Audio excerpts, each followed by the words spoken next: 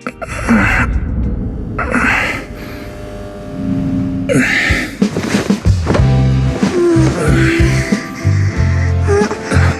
Phaethon, this time let me. Vivianne? Vivianne?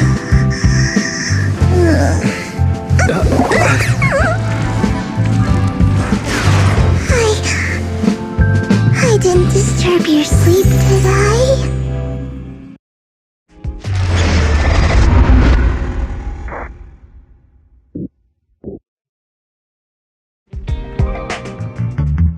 When I got here, the other Lord Phaethon said you were I meant to keep you company while you slept. I was going to sit here looking super cute, hands cupping my face. Vivianne, are you sure you're awake? That sounded like sleep. No, Lord Phaethon. Just being able to see you sleeping peacefully is already the highlight, though it is a bit. Good morning, Lord Phaethon. You're here super early today, Vivianne. Mockingbird's death has stirred up quite the storm. I took some time to gather intel. It seems someone deliberately leaked the story that Hugo is an illegitimate child of the Ravenlock family, but I haven't found the source yet. Could it be Hugo's uncle, Hartman? Maybe he's trying to turn people against Hugo and Mockingbird by playing the illegitimate child card. I suspected that too. He could be using Hugo's background to make people believe Mockingbird is just another top's pawn. To the upper class, Mockingbird may be insignificant, but it has a loyal following among regular folks. But after some digging, I was surprised to find that the public isn't turning on Hugo. They're actually starting to see him in a better light. Some people feel bad for him. Some relate to his struggles. And Hartman's the one getting all the heat. Public outcry against Hartman is growing, with many believing he murdered Hugo for his own selfish gain. Topps is hosting an industry summit this week, a responsibility usually handled by the Ravenlocks. But my sources tell me another family has taken over this year at the last minute. If I'm not mistaken, Topps is intentionally keeping its distance from the Ravenlock family due to the current public sentiment. Based on our past experience with Hartman, he's not the type to sit back and let anyone mess with his power or interests. And that's what worries me.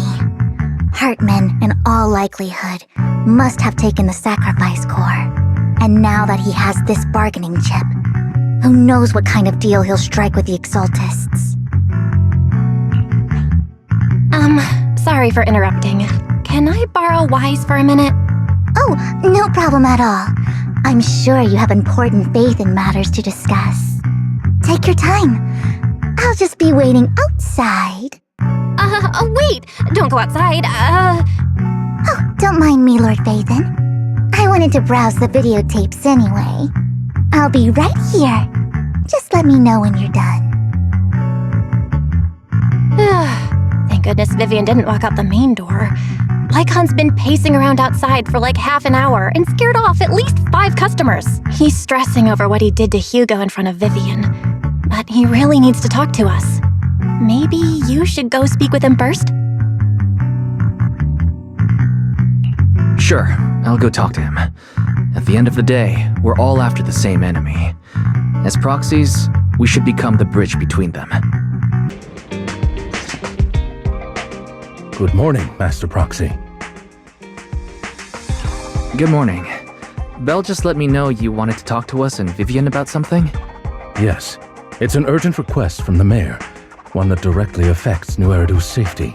However, before we get into the details, as a former member of Mockingbird, I'm concerned about Miss Vivian. Hugo made many mistakes and betrayed the principles of Mockingbird, but I'm certain he didn't intend to put Miss Vivian or you in danger. I don't know Miss Vivian very well, and I was the one who took her companion's life. I might not be the right person to comfort her, but I hope she doesn't regret the choices she made or lose faith in the path she chose.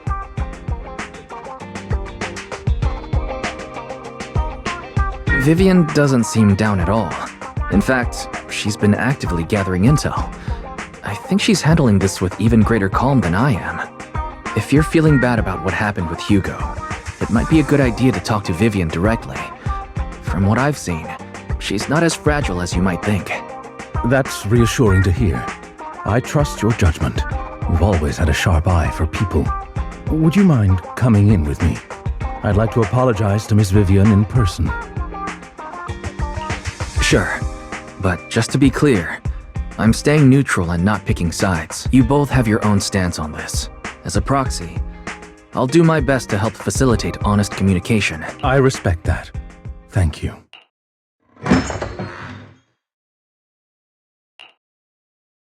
Miss Vivian, I'm very sorry about Hugo.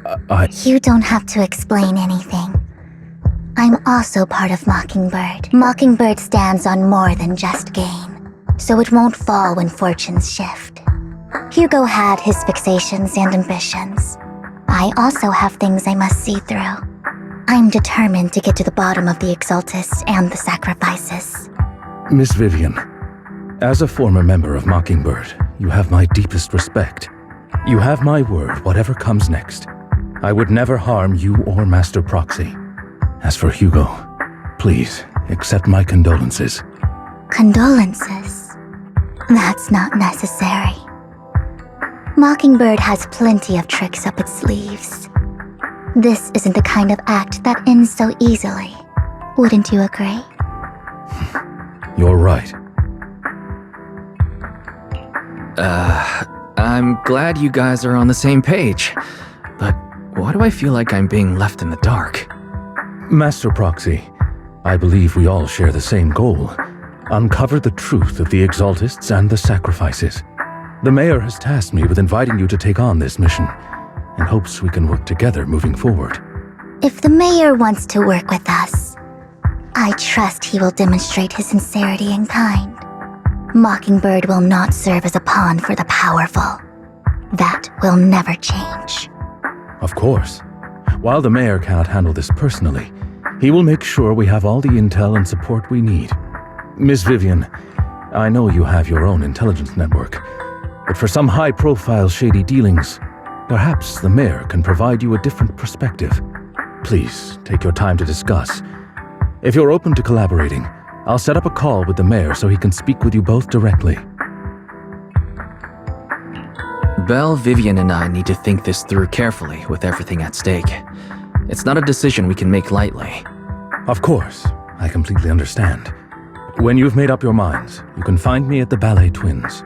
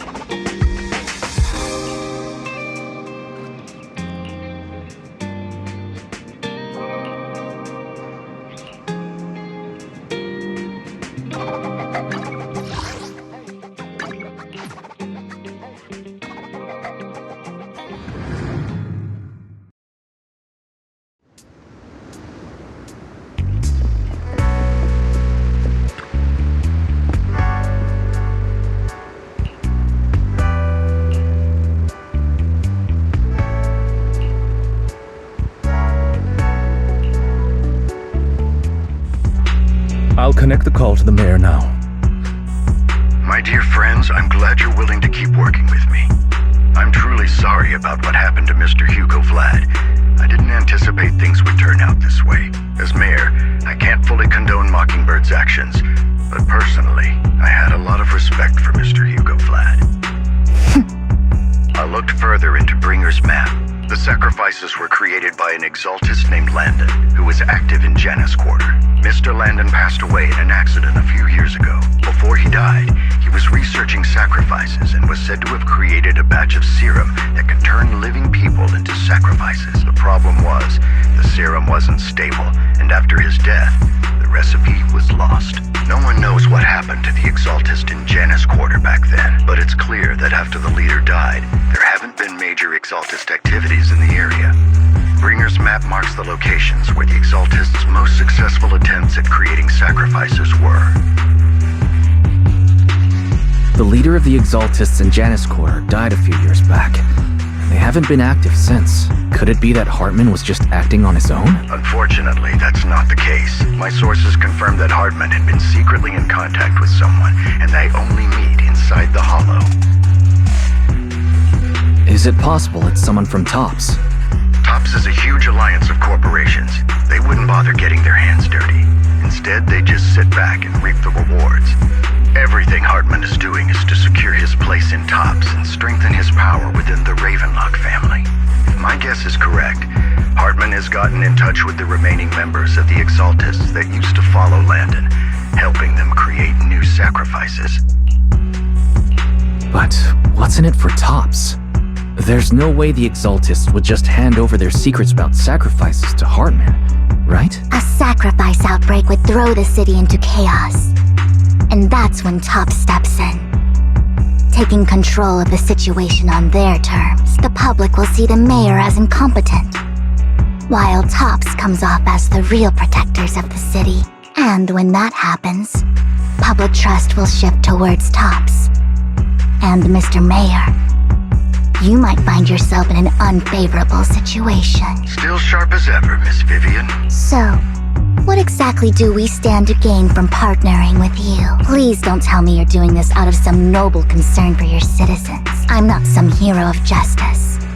And I don't believe in lofty ideals or empty promises. We have a common enemy. While our ideologies may differ, we can work together on this. And as proof of good faith, I may not know exactly where Hartman is, but I can fan the flames over Mockingbird's death and escalate conflicts within the Ravenlock family. So it was you behind the rumors. No wonder I couldn't trace the source of the public outcry. I'm not the one who started the rumors. I just helped them spread faster after they leaked. And I pulled a few strings to make sure the story painted Mr. Hugo Vlad as a heroic figure who was unfairly persecuted. As I said before, I had a lot of respect for him, and I'd be happy to clear his name. Now let me lay out my terms for collaboration. After looking into it, I found that the dormant sacrifice you discovered wasn't the only one. There are more places where sacrifices might be lying dormant. Too many eyes are on me right now, so I can't send my own men to deal with it. I'd like to ask you to retrieve the sacrifices from those locations. I'll make sure to dispose of them once you do, so no one will be able to use them again. On top of that, I've asked a friend to help monitor your physical condition, and maybe even uncover more of your potential. Her research overlaps with your teacher's work. You don't need to worry about her capabilities. She's a Void Hunter rank special investigator. Really? A Void Hunter rank special investigator is going to be assisting us? And she's involved in our teacher's research? That's right. She's heading to Janus Quarter for some business. I wanted to set up a formal meeting, but she declined. She prefers to assess things on her own, and will reach out when the time is right. She'll let you know the details then.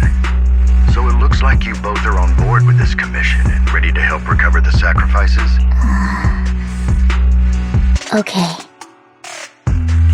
This affects a lot of ordinary people in New Eridu. We'll do our best. I know you won't let me down. Given our positions, we might not be friends, but we're definitely not enemies. I'll leave the rest to you then.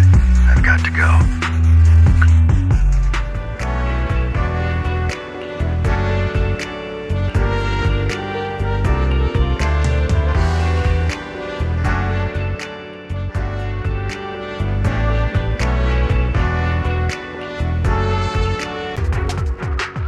Has someone already taken the dormant sacrifice from me? Or did the Exaltists decide to relocate it? No. If these dormant sacrifices aren't handled carefully, they could awaken and turn against anyone nearby. She wouldn't risk moving them unless it was absolutely necessary. Did she realize the mayor was looking into this?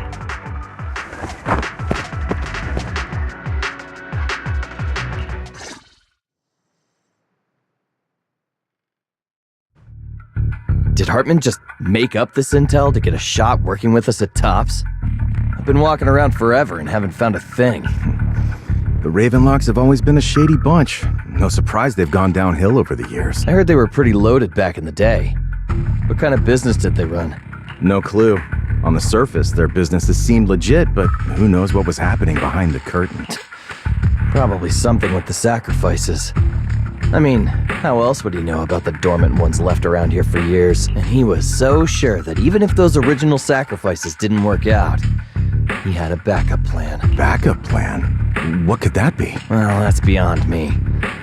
I just happened to overhear something while I was next to Mr. Edmund one day. What's Topps planning to do with all these sacrifices, huh? For research?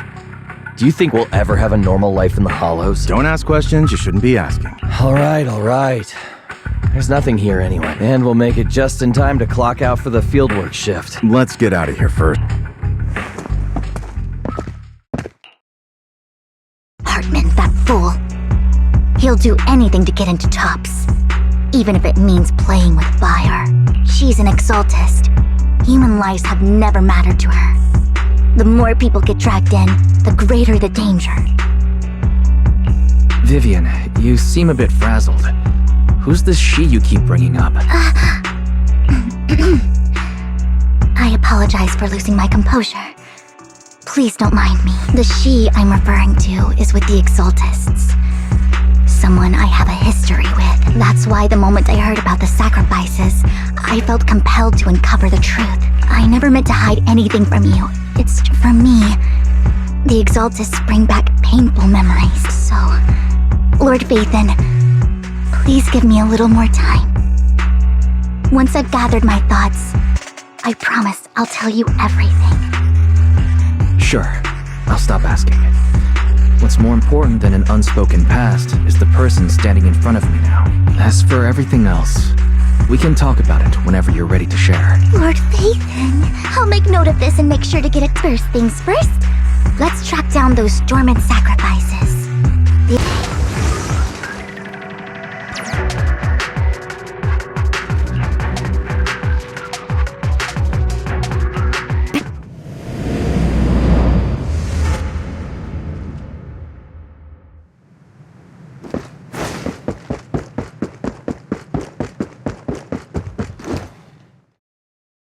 I knew it was you, Vivian. Camille, what are you doing here, sis? Are you destroying the dormant sacrifice? Vivian, don't call me sis. Are you trying to stop the Exalted? I never left the Exaltists. You know what Landon did back then! Lord Landon did it for the Creator. His methods may have been extreme, but they were necessary. Back then, you walked away. You should do the same now. We didn't meet today. Take your friends and leave. What's wrong? Are you being forced into this? Help me? Like how you helped her? Vivian, you're crying. You see me, don't you? No, You haven't changed a bit, Vivian. No need to hide your tears. I know exactly what's ahead for me. You've made your choice. And I've made mine. One last piece of advice. Stay out of this. She loathes you. I won't tell her we met today. Don't show yourself around us again. Camille!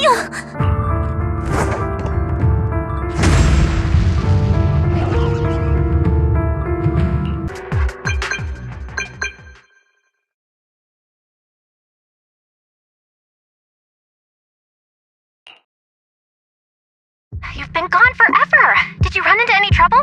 We searched the coordinates the mayor provided. Most of them were already empty. No dormant sacrifices. Camille, the Exaltists have been actively destroying the dormant sacrifices. Why would the Exaltists go after the sacrifices? I saw it too, but I can't figure out why the Exaltists would do this. And one of them is someone I once knew. I thought she would leave the Exaltists after Landon's death, but she stayed. Wait, what did I miss? Why do you know so much about the Exaltists, Vivian? When I was a child, I stayed with the Exaltists for a while. Back then, Landon was one of the most respected figures among the Exaltists in this region. A lot happened, and after Landon died, I left. I can't turn a blind eye to the sacrifices. I know all too well how many lives have been lost bringing them into existence. Ever since I learned a sacrifice had appeared in Janna's quarter, I haven't been able to stop worrying. I won't let history repeat itself. That's why I asked Hugo to investigate, starting with the Sacrifice Corps. Vivian. Please stop. I'm not looking for comfort. We've got bigger things to focus on. But when I do need comforting, I'll come straight to you. I hope you'll make time for me, Lord Vathan. Just so you know. Absolutely. If you're feeling down, we'll be here for you. Okay. Back to the matter at hand. That conversation between those two TOPS employees back in the Hollow is still bothering me. They said Hartman had a backup plan. And that got me thinking about some news that was quietly swept under the rug. Lately, there have been mining accidents in Ravenlock-controlled areas. Many workers have died. The families were paid off with huge settlements, way more than usual. No protests, no controversy, and the issue was buried. But considering the Ravenlock's financial position, why would they be so generous with payouts? That sounds sketchy. Do you think those accidents were faked? Precisely. I don't think those workers died in mining accidents. I'm planning to reach out to some old friends, see if they've heard anything about this. Do you have time, Lord Vathan? My contacts are just near 6th Street. Care to join me?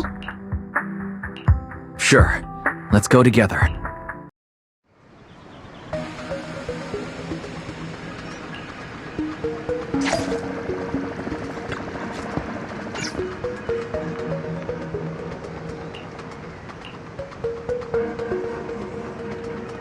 An old friend of mine said she has some new intel.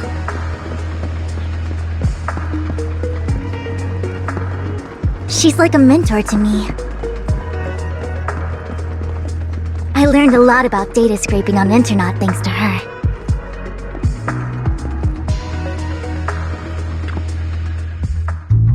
Rain! Long time no see. Yeah, it's been a while. Rain? So you're the old friend Vivian was talking about. Yeah, Phaethon. Long time no see. Rain! You actually know that Lord Vathan is Lord Vathan? No, I mean, you actually know Wise is Lord Vathan. I didn't know right away. One time, I needed a favor from Nicole.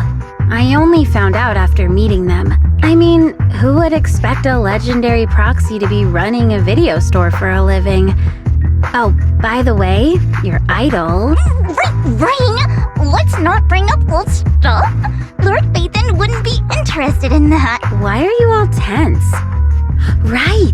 Lord Phaethon lives on 6th Street too, and might know your idol. Remember when you traced that post on Internet to 6th Street and actually went to check it out? And you came back all bummed, spouting nonsense, like there was only a black cat at the location, and maybe your idol is actually a talking cat. Or something like that. I think I know that black cat. It hangs around our shop now. Lord Vathan, please, let's drop this topic. Come on, Vivian. It's been years and you still won't say who your idol is. If you'd just let me, I'd have tracked them down ages ago. I get it. You want to find the person who's important to you on your own. But you've tried so hard already. It's okay to lean on me a little, you know. I shouldn't have come to see you. Huh? What's wrong? Rain, Vivian said you might have some intel for us. Should we get into that first? All right, let's get down to business. The Ravenlock family's claim that those missing workers died in an accident? Don't buy it. The last signal from those workers was near the Hollow. Then communication went dark. I think they were taken into the Hollow. And yesterday, I picked up that the Ravenlock family secretly hired some people to search the Hollow's perimeter. I caught a weird distress signal from someone and managed to track down the source. When I tried to reach out, the signal cut out completely. The last trace of the signal was near Lumina Square. Finding someone in real life isn't really my thing, so that's where you come in. Okay, we'll take a look around. You just said this is something you're sure of. Do you have anything you're not so sure of? I dug up some info online, and one thing stood out. A few days ago, There were some creepy sounds coming from an abandoned warehouse by the port. The place was locked up, so no one could see what was happening inside. Not sure if it's related to your search. If you don't find anything useful around here, it might be worth checking out. Well, that's all I have for you. Thank you, Rain. Don't get all emotional on me now. I'm just helping out a friend. This one's on the house. Consider it payback for the favor you did me last time. But if you still want to find your idol, hit me up. I've been curious for what— Alright, don't worry about it. I'll manage it myself. Stop being so nosy, Rain. Nosy? Nah, just professionally curious. What kind of person is worth all this searching, huh? But honestly, whoever they are in real life, they've become a part of you. You've come a long way in this search, Vivian. I much prefer the person you are now. So if you find this person, don't chicken out. Go meet them. People will appreciate you for who you are. I might not care about the real world or what it'll be like, but I hope everyone I know can live a good life. I'm counting on you to save the world, guy. All right, I have other business to take care of.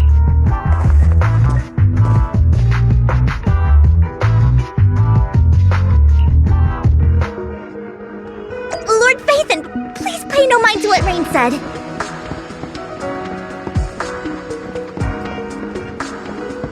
Ahem. That big guy's up ahead. Let's hurry.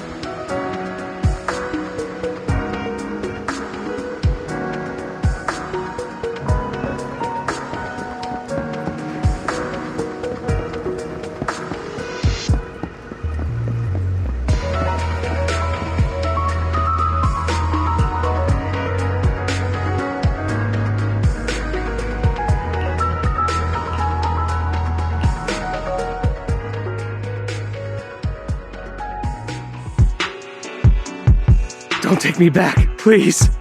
I was wrong. I know I messed up. I don't want your money anymore. Please, no. Calm down. Who are you? I won't say anything. Just let me go. I don't know anything. I swear, I know nothing. We are not PubSec, the HIA, or the Ravenlock family. We won't force you into anything. There's no need to be afraid. What do you want from me then? We simply want to know where the Ravenlock family took you and what they made you do. I can't say. I can't tell you. I have a family. They'll hurt them. You never saw me. Please, just stop asking. Don't you wish to see your family? I don't deserve to see them. It's my fault. I was greedy. I did this to myself. But your family must miss you dearly. I'm sure they won't blame you. No, it's my fault. It's all on me. I don't want to drag them into this. If the whole ship is sinking, no one on board can escape. I'm just a nobody. And right now, there's nothing I can do to change anything. If you care about your family and friends, now is your chance to stop the disaster before it's too late. Even a butterfly flapping its wings can send a tsunami surging across the ocean. No one knows how this will turn out, but if you do nothing now, the only thing waiting for you at the end will be regret. We're not here to turn you in, and we won't force you to confront them. You'll be safe with us. I'll help you return to your family, but you must tell us precisely what happened. Hartman offered a huge amount of money, looking for workers to go into the hollow to guard something. The money was way too good. We all kind of figured something wasn't right. I thought it was just smuggling or guarding some kind of illegal ether resources, so I signed up. After we sent in our applications, Hartman's men took us into the hollow. The first place we went, there was a strange box. When we got there, they handed us some pills, saying they'd improve our aptitude for ether, for us to last longer in the hollow. But after I took them, everything went fuzzy. Something was definitely off about those pills. When I woke up, I saw my coworkers dead in front of me. And there was blood all over my hands. They said something about me being a good experiment, moved me somewhere else, and locked me up. They wanted to inject me with something. I got scared and didn't know what was gonna happen. But then a blonde guy found me, gave me a carrot, and let me go. So I escaped. I didn't want to kill anyone. I don't know. It wasn't your fault that your coworkers died. You were just a tool in their hands. Do you remember the place they first took you? Do you know what was in that box? I only remember the first place was like a rooftop. I think it was on top of a tall building. What exactly was in that box? I can't remember. I'm not lying. Those pills they gave us, they make you hallucinate. I took just one and my mind felt like it wasn't my own. My memories turned into a blur. I'm telling the truth. I'm not trying to run from my mistakes. I just really can't remember what happened. I know you're not lying. We'll arrange for your protection. You can rest easy and recover, and your family won't be dragged into this. Once this is all over, you will be able to reunite with them.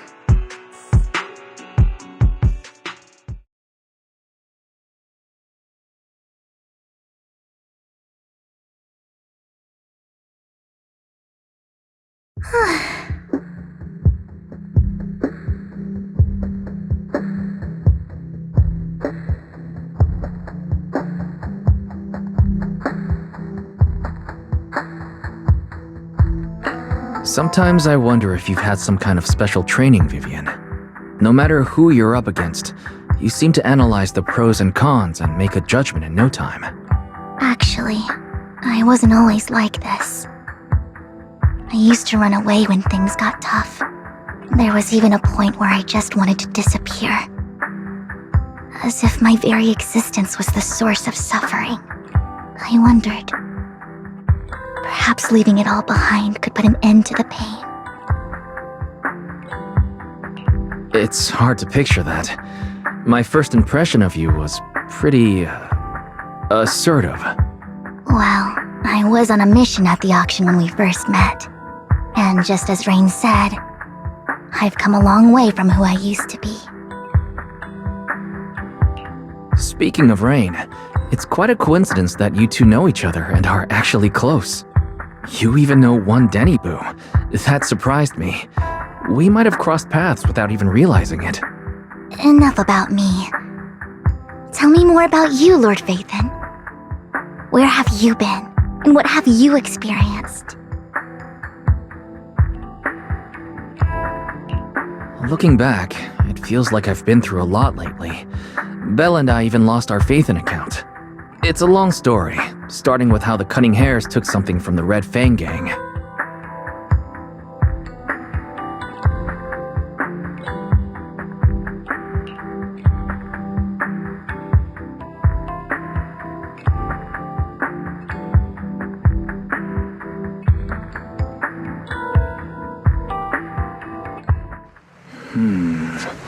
It should be around this area. Belle told me there's a highly rated store here.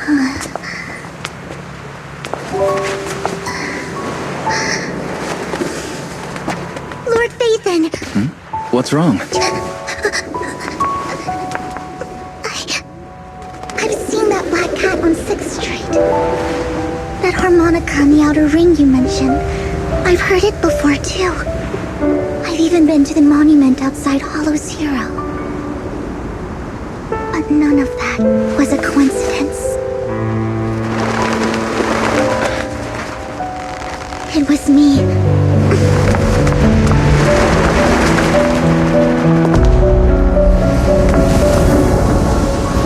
Following you, and now I've finally made it to your side. Ever since I was little, I had been seen as the bringer of bad fortune. I had traveled to many places and witnessed far too much misfortune. Every tear I shed brought disaster. I've heard too many curses to count. I loathed my tears as much as I despised my own existence. Wherever I stayed, tragedy followed. I had roamed too many places, and each time, it ended the same way. I didn't know where I could go anymore. One night, I stumbled upon a post discussing me. Whether they knew me or not, everyone seemed convinced that I was the source of the curse. Some mocked me with cruel intent. Some wished I would vanish, and others speculated maliciously. It really seemed that my very existence was a disaster.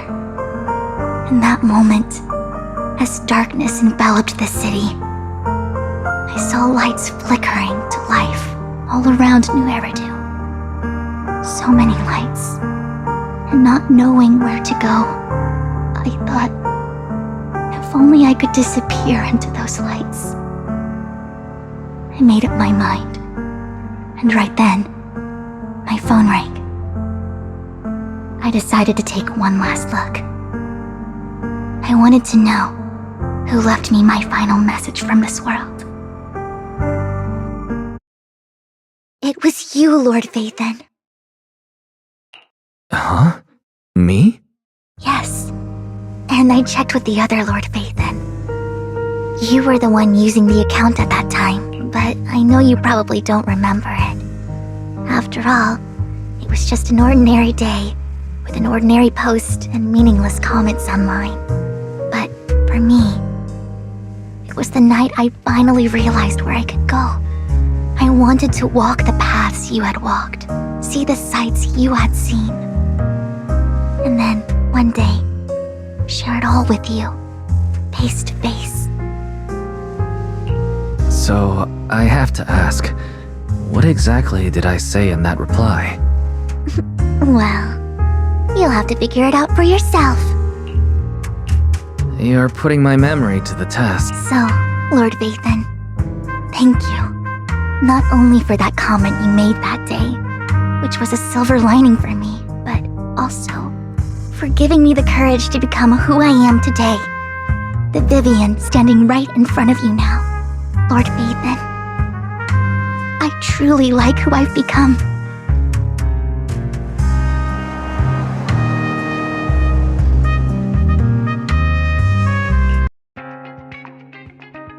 Wise, you're back. Looks like Lycon's tied up with something. He said I should just chill until you're back, and then we can talk online. I'll call him now. Master Proxy, Miss Vivian. The gentleman Rena brought back has stabilized and calmed down now. Based on his account, we've identified where Hartman is hiding the core. He also mentioned that Hartman plans to trade the core with a group of people. We suspect that this group consists of members from the Exaltists. I knew it. Now that we have the location, it would be splendid if we could seize the sacrifice core before they do. Precisely. We hope you can head to the location as soon as possible to secure the sacrifice core. All right, we'll get there right away. I have other matters to attend to, so I'll leave the retrieval of the sacrifice core in your capable hand. The mayor's friend that he mentioned before will also be assisting you this time. The target coordinates have been shared with her, and she'll meet you there. Please ensure your safety, and I wish you all the best.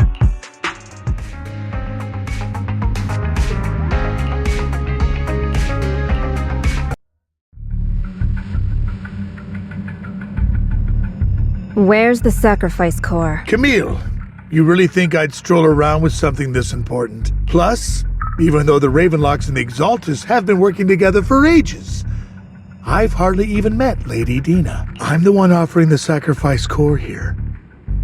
I'm curious what Lady Dina's got lined up for me in return? I'm just here to verify that the core you mentioned is real. Once that's sorted, Lady Dina will give you a proper response. Our partnership isn't just talk. We need to be sure you have what we need before moving forward. Sure thing. I'll take you to where I keep the core. Once you verify it's legit, have Lady Dina come over. We'll lay everything on the table face to face. All right, lead the way. It seems Hartman is trying to bargain for more. It's just that... why would they only send Camille for something as important as the sacrifice core? And I can't shake the feeling that Camille doesn't want Hartman and Dina to meet. So this Dina they were talking about, is she the leader of the Exaltists? Kind of. Lord Phaethon, I really think we should hurry. We must get to where Hartman keeps the core before anyone else does. I've mapped out a shorter route, but there will be ethereals along the way. I'll leave the fighting to you, Vivian. Don't worry, Lord Phaethon. You are in capable hands. Lord Phaethon, so Hartman never kept the core here to begin with? How did you even find your way here? Where's the core in the box? What did you do with it? You call this keeping the sacrifice core safe?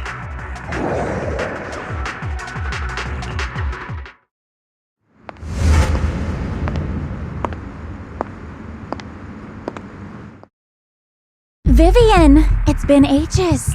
Dina! Oh my, you actually remember me.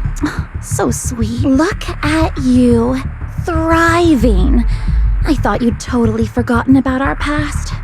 So, tell me, do you ever dream about the people you've killed? Are they crying in your head all night? Back then, I had no idea. You had no idea? While you were soaking up all that love from Daddy and everyone else, you had no idea what was going on? I wasn't... Lady Dina, Miss Vivian didn't actually... Camille, when did I say you could meet up with Hartman today? I just wanted to make sure the sacrifice core is legit. I was worried Hartman might try to pull a fast one on us. Really? So loyal. I thought you'd be more like the old days. Just a few words from Vivian, and you'd be plotting my demise. Just like what you did with Father. I won't, Lady Dina. Don't even think about betraying me, Camille.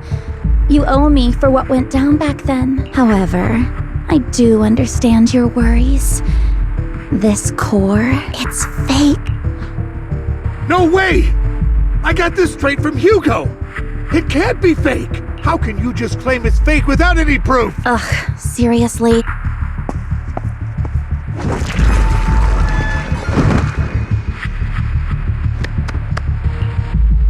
The sacrifice core can max out the ether particles within human bodies in no time at all. But look at your little subordinate. How uncouth. He's making noises like some animal. The masterpiece Father made for the Creator isn't this worthless piece of junk you're holding. So, the real core. Vivian, where do you think the sacrifice core is really at? I don't know. If I knew where the real core was, I'd destroy it without a second thought. Dina, you understand what the sacrifices are. And you know those who were blessed should not have to endure such horrors. Oh, they shouldn't have suffered those horrors. Weren't you the one who decided if they'd be blessed or not? If it weren't for your tears, how would they have encountered such misfortune? How self-righteous, Vivian. Their fates were in your hands. It was you who brought disaster on them. Landon just needed an excuse. He needed someone to blame. Whether I shed tears or not, he'd treat living beings as mere subjects for his sacrifice experiments. Dina, you know all of this. Landon even went so far as to sacrifice you. Shut up, shut up, shut up! Father did it for his great cause. Vivian, why do you always mess everything up for me? Everything! You did it before, and now again! You just had to ruin my plan. I was so close to fulfilling Father's last wish. If you don't give me the sacrifice core, be prepared to become food for the ethereals. I told you I don't have the sacrifice core. Otherwise, I would have destroyed it already. Lord Phaethon, find the right moment to retreat. She can be quite unpredictable when her temper flares. Oh, really? You don't have it? Then I suppose there isn't a reason to keep you alive.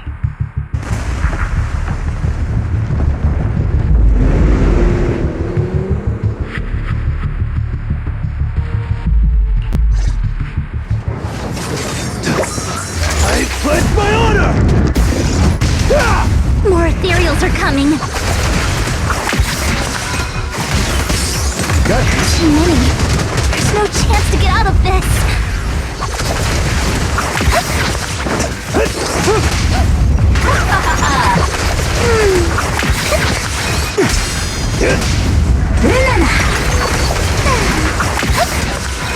Who's next?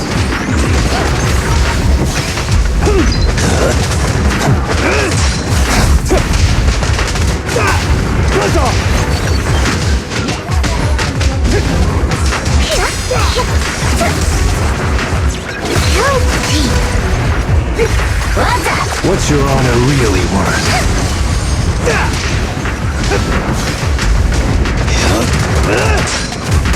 Allow me? Who dares get between me and Lord Phaethon?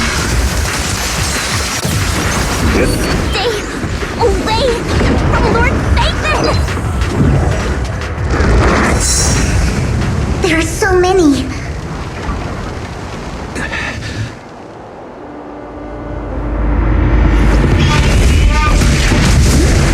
It's ink.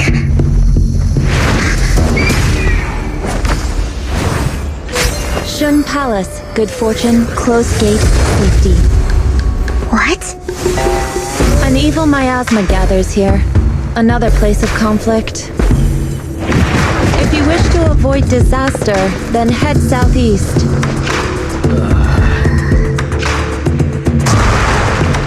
Now! Thank you.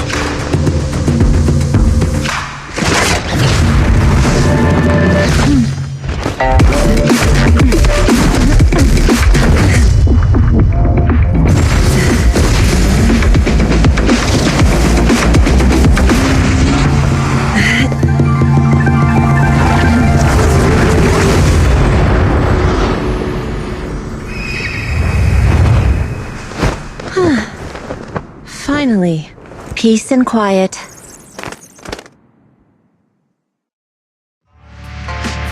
You must be wise. Mayflower mentioned a special partner might need my help. May I ask, who are you? I'm the 13th generation master of Yunque Summit. You can call me Yishuan. Mayflower passed along your info, and I was curious what kind of person you are, so I came to see. At first, I thought it might be a hassle, but your energy feels really calming. Quite nice, actually. So, you're the investigator the mayor mentioned. Yes. He also asked me to be your temporary teacher and offer you a bit of guidance. Guidance? What does that mean exactly? Unfortunately, this isn't the right time or place to talk. I have some investigation work to catch up on, and it seems you've got quite a lot on your hands, so let's part ways for now. I'll find a good time to visit you soon.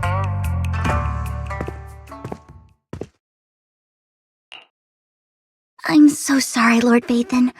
I'm just not feeling very well. I think I'll head back for now. I'll investigate the sacrifice core and reach out once I find something. You don't look so great.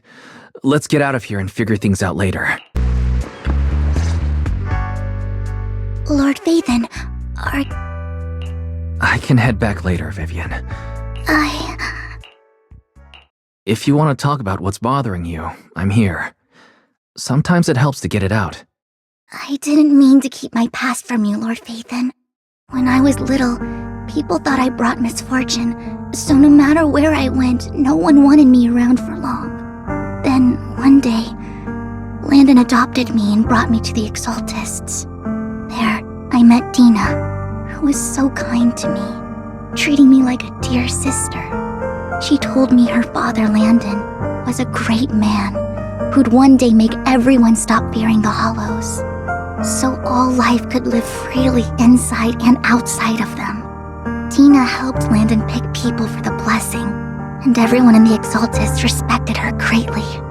Those who received the blessing would have a better ether aptitude, allowing them to enter the Hollow freely without fear of sudden disaster. Back then, Dina would chat with me every day, always about the Exaltists and her father. But things between us shifted when Landon asked me to step in for Dina.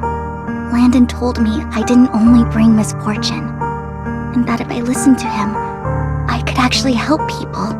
After that, he'd take me to meet people, and if I shed tears, he'd give them a blessing medicine.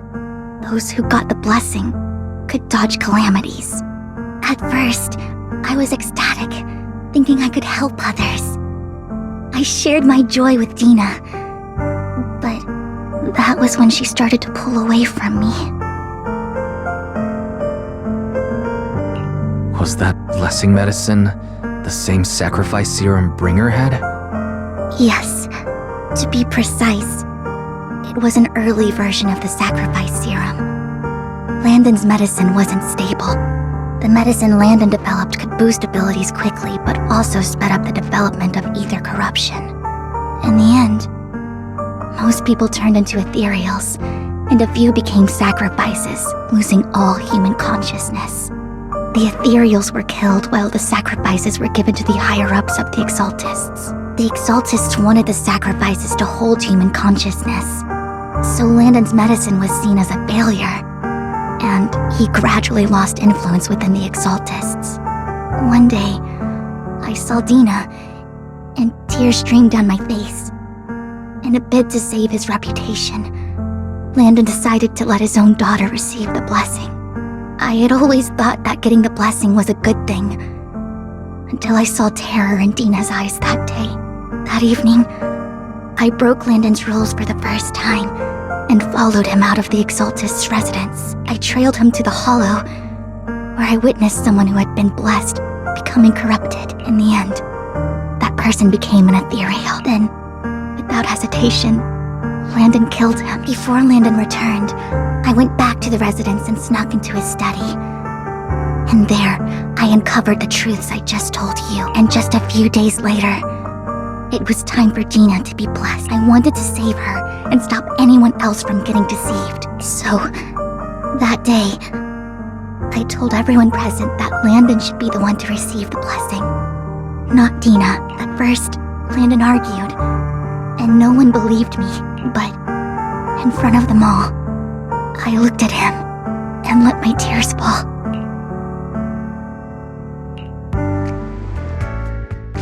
Lord Landon, please accept the blessing. Vivian, you... Why won't you accept the blessing? Were you lying to us? Ungrateful fools! You have no use anymore! Run! Run! Dina! Dina, wake up! We have to go! Vivian? What's happening? Listen to me! Lord Landon's so-called blessing isn't...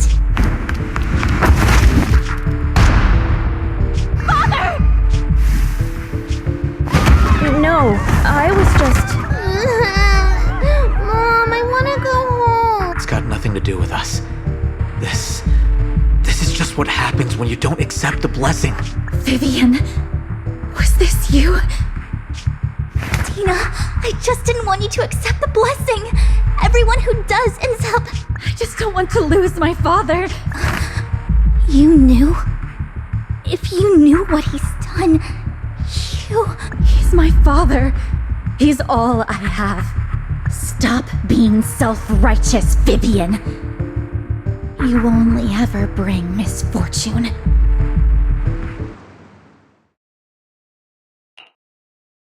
I thought once Landon was gone, Dina would leave the Exaltus. I never expected her to continue his research, or that Camille would stay. Camille lost her entire family in a hollow disaster, so she's always supported the Exaltists.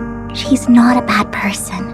She's just someone searching for hope. She joined the Exaltists very early on, and even watched Dina grow up. That day, she was just so desperate to save Dina that all these years she's been following Dina, taking care of everything out of guilt, I think. I didn't just fail to save Dina. I trapped her. I see misfortune approaching, but I can never change its course or avoid the bad ending. Maybe I really am a bringer of misfortune. No, you're not the one causing trouble. Whatever went down with the Exaltist, it was Landon who was pulling the strings. As for Dina and Camille, they knew the truth and they made their choice. The hollows and the disasters they caused took more than just their loved ones. Not all survivors cling to obsession and hatred like those two do. Lord Phaethon. You need to believe in yourself, Vivian. From what I can see, you're handling this sacrifice crisis pretty well on your own. Besides, you told me you really like who you've become. I hope that you can believe in that, at the very least. Yes, that'll always be true. Thank you for listening to my story today. Years have gone by, but I've never had the courage to face all this. Maybe Dina and I were meant to meet today, so I could finally spill it all out. Lord Phaethon, you truly are a wonderful listener. Not just today. Whenever you're feeling down, know that I'm here for you. I will. It's been such a long day. I'll track down the location of the sacrifice core and let you know what I find. Good night, Lord Phaethon.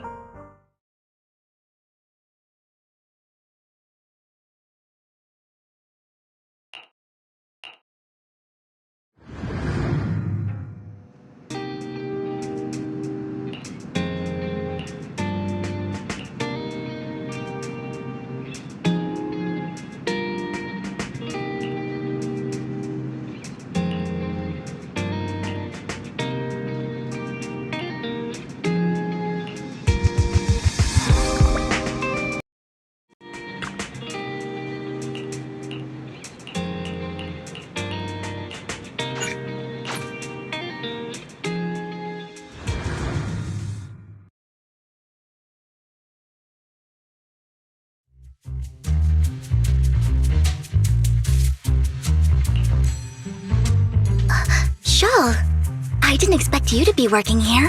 Perfect. I was just covering someone's shift. The screening here is super strict, and I was afraid the supervisor would realize I was new and subbing for someone, so I hid in the control room during the supervisor's inspection. So I happened to bump into this guy, a blonde man wearing a hat, and I think he was checking some footage. Then he logged that footage into the tape he brought. Later, I found that part of the footage had been wiped. Blonde, wearing a hat.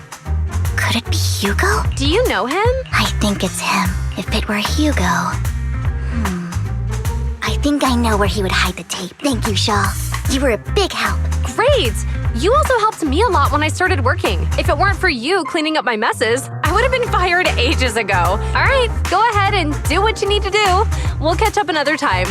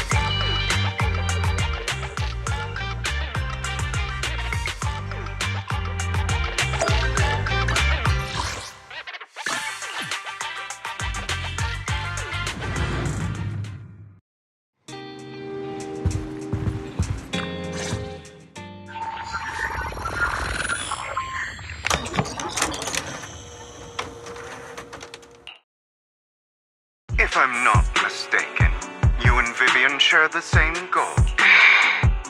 Silence is no good for negotiation. I just don't want Dina to reach a point of no return. Hasn't she already reached that point with what she's doing? The formula for the Landon serum was lost, but a batch survived, and Dina was able to develop a substance that can be used for mind control. She's trying to combine the two to make sacrifices that would obey human commands. If the dormant sacrifice and the remaining Landon serum are destroyed, we can put an end to this. Dina's concoction can't create sacrifices on its own. And the sacrifice core? That belongs to the creator, not her. Although I find Landon's methods despicable, I can't deny that the Exaltists and the Creator are leading us in the right direction. I just don't want Dina to spend her life trapped by her father's mistakes. I mean, no offense, but I find your protectiveness rather weird. I will confirm the location of the dormant sacrifice and find the chance to relay the information to you. I do not want any of my people to be going into danger. As for the sacrifice core, I can only guarantee that it will not fall into her hands. As for how things will ultimately play out, the Creator will guide me. Camille was actually destroying the dormant sacrifice? Compared to Camille's motives, I'm more concerned about whether Hugo has more plans lined up. Hugo? Wise, Lycon just sent a message saying he's got something urgent that he needs to talk to us about now. All right, let's patch him in. Master Proxy, I apologize for disturbing you. We have just learned that the Ravenlock family will host a banquet tonight. This banquet is rather special, as they're allowing members of their family to invite business partners to attend. With Hartman at the center of controversy, there are many members of the family who are eager to use this opportunity to replace him. The mayor has been spreading rumors of a young tycoon who inherited a sizable fortune and is looking to partner with a person from an old and influential family. This information has lured a young man named Burton from the Ravenlock family. So, you want me to pose as this tycoon and use Burton to infiltrate the banquet? Correct. And Hartman's study is also located within the venue. I see. Hartman's study might hold valuable information. It seems like there's nothing left for me to do. attend as her +1. +1? Master Proxy, it seems... Yes, just your... Sure. If we go together, we'll be able to keep an eye out for each other. I'll accompany Vivian. I'll send you the time and place for the meeting with Burton. If you encounter any danger, please evacuate immediately or contact me for backup. I hope everything goes well for you tonight.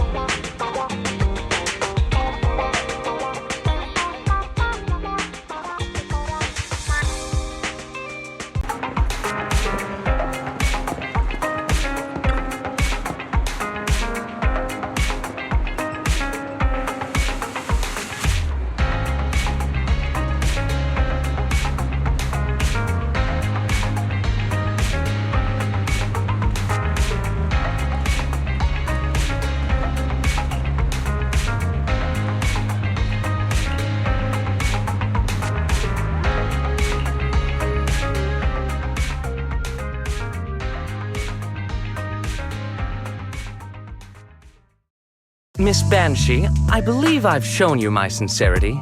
Now how— Sincerity? My presence here is a show of sincerity. If we're to work together, Miss Banshee, you should drop your pretentious act. I am well aware of the ways of the Ravenlock family. If I were to come empty-handed, I probably wouldn't even be able to make it out the front door tonight. Since I agreed to come with you, and even brought along my most precious companion, does that not show my deepest sincerity? No need for such an off-color joke. Our door is always open for those coming or going. We both know what's what, so let's cut the small talk. I know far more about how the Ravenlock family made their fortune than most here. I am also well aware of why Hartman, despite such a massive scandal, still remains in power. Oh? Do tell. Exaltists, blessing, sacrifice, Landon. Where would you like me to start? How did you know that? No, who are you? Don't be so tense. If I'm not mistaken, it's about time the banquet began. My companion and I are practically famished. Is this how you treat your guests? By letting them starve? Perhaps when we've had our fill, we'll remember where the sacrifice is hidden. You know where the sacrifice is? So, can we go get something to eat now? And I'm also looking forward to receiving a special dessert from you. We can discuss what you wish to know while we enjoy dessert. Of course. I wouldn't let such an important guest discuss matters on an empty stomach. As for dessert, I will prepare it myself, and I guarantee it will satisfy you. I'll come find you later. I wish you a pleasant evening.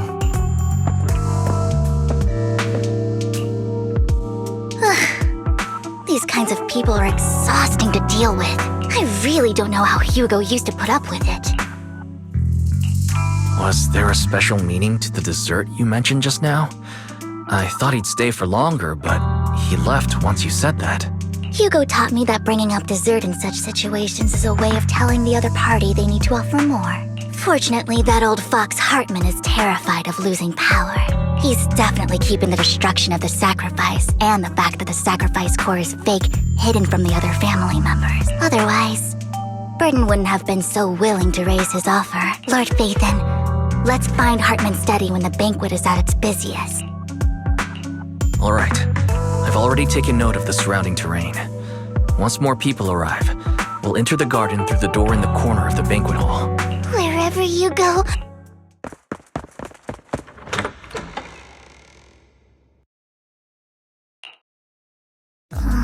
Isn't this going a bit too well? The security outside of the manor is really strict, but maybe it's... Right. Having some backup would be safer. Let's check Hartman's recent correspondences for clues. I still have concerns about the sacrifice core. Right. Though the core he gave Gina was fake, Hartman might have left a trick up his sleeve and hid the real one. Then let's split up.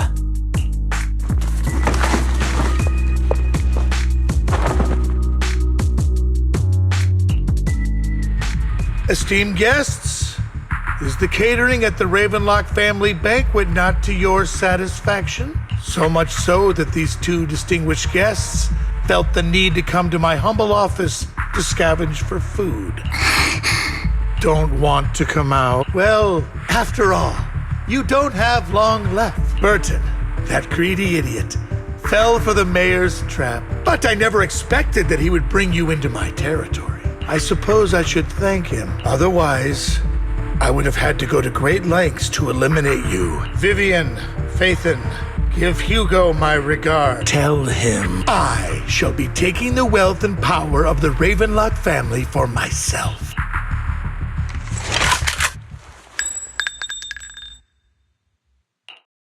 Bullet! How? Dear Uncle, why must we be so distant with one another? You can just tell me what you want to say directly. Hugo! Impossible! You're... Uncle, you must know a Ravenlock will never stop until they get what they want. Did you really think I would be defeated so soon? When I have yet to trample you into the dirt. You filthy bastard! You only know how to resort to these petty tricks! Petty tricks? Perhaps you'd like to know what I managed to accomplish using this faked death of mine, my dear uncle.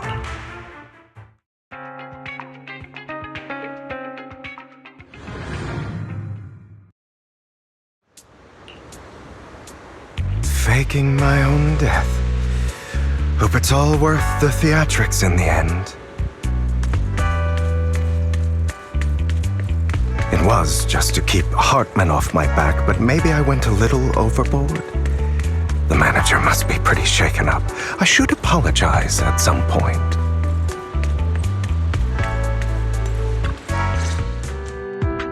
You're taking longer to rest than I expected.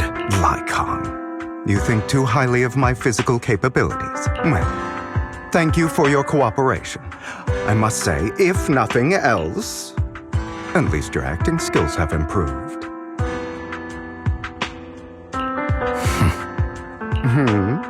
Why do you look so angry? You should be happy. We pulled that off together with flawless teamwork and managed to fool everyone. Drop your foolish facade. I'm glad you still remember the code we set all those years ago. And thank you for ensuring your sleight of hand didn't deteriorate. Oh, right. I should also thank the blood bag hidden in my clothes and our other props. Do you remember when we last used this trick? It was probably ages ago. Sometimes I really don't understand you. Have you never thought about what the consequences would be if I didn't understand your code? If I decided against helping you? Or if I just couldn't control my strength properly? You'd understand it. Of course. If things really did go awry, I had alternative plans. You wouldn't be so arrogant as to think I'd bet everything on you, would you? You're insane. Aw, I'm flattered. So what exactly is the purpose behind all this? Surely after going to such great lengths to erase your own existence, you don't just plan to hide here and reminisce about the past with me. Don't try to brush this off.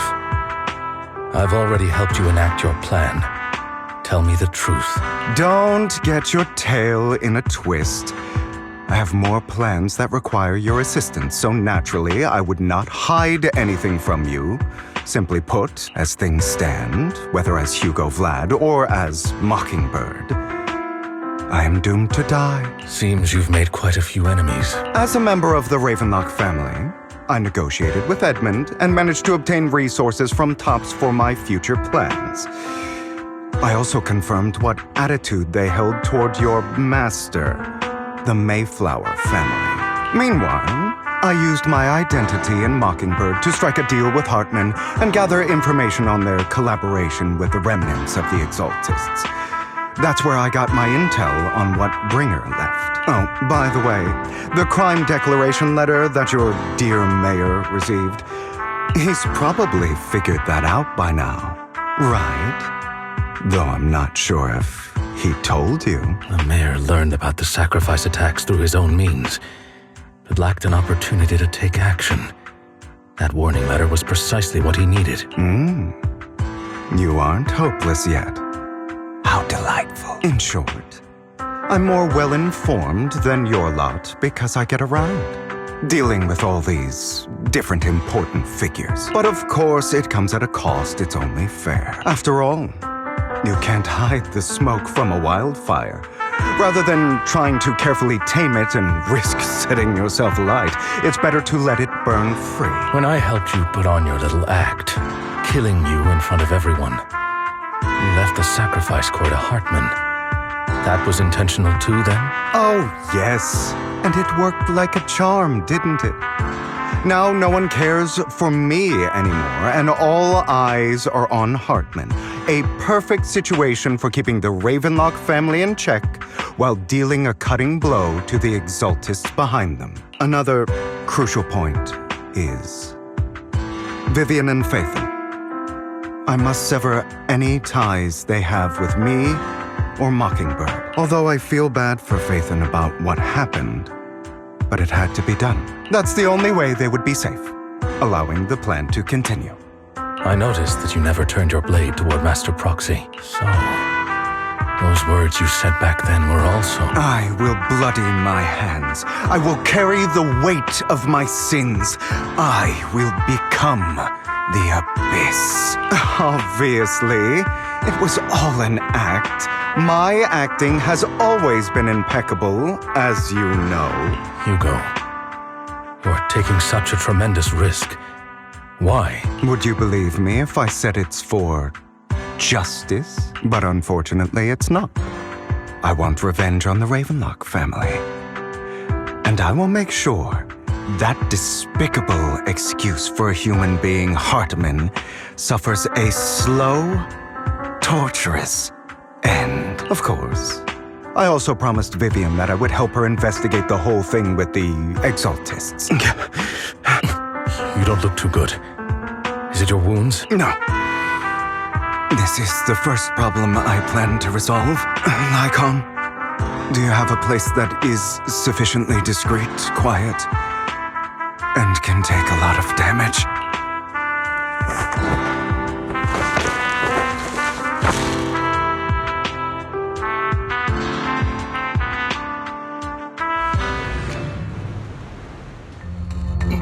What exactly are you doing?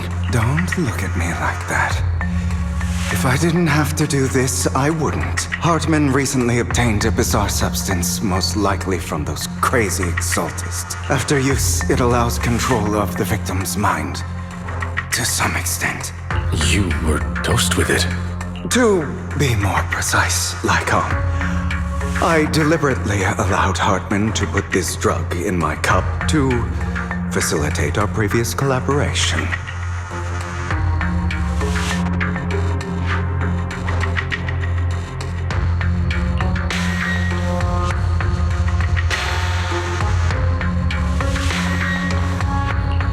After finding out about it, I quickly found someone to help analyze its composition. The good news is he gave me a very low dosage. Perhaps because he was afraid I might notice. There's a different medication that can delay its onset, preventing me from actually being under his control. I simply need to put on a show in front of my dear uncle. The bad news is that currently there is no antidote. When I delay those effects, however, they will accumulate and erupt when my body reaches its limit. It may even break my mind, and that's exactly what's happening now. I need to endure those accumulated consequences. So, I will lock myself in this room for however long that takes. I've tied my limbs to prevent me from smashing this place or accidentally hurting myself. Anyway, after you leave, do not open this door, no matter what you hear. I recommend seeking professional medical assistance. This is advice I received from a doctor. Or are you saying you don't believe I can make it? So, I can't. Come find me here at the scheduled time. All you need to do is smile and await my victory. What if I want to stop you? You know you won't succeed. You never have. And you never will. Well, time is short. Let's begin. I understand. Don't die, you stupid bastard.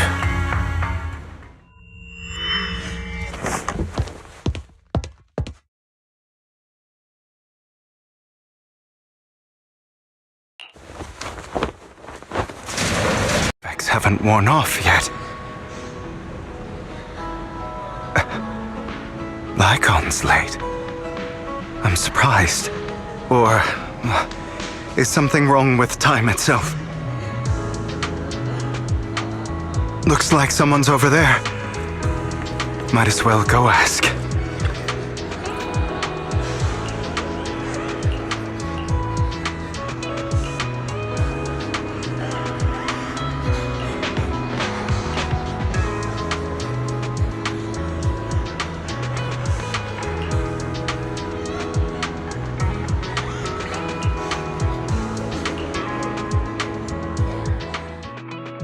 All your fault. I wish I had...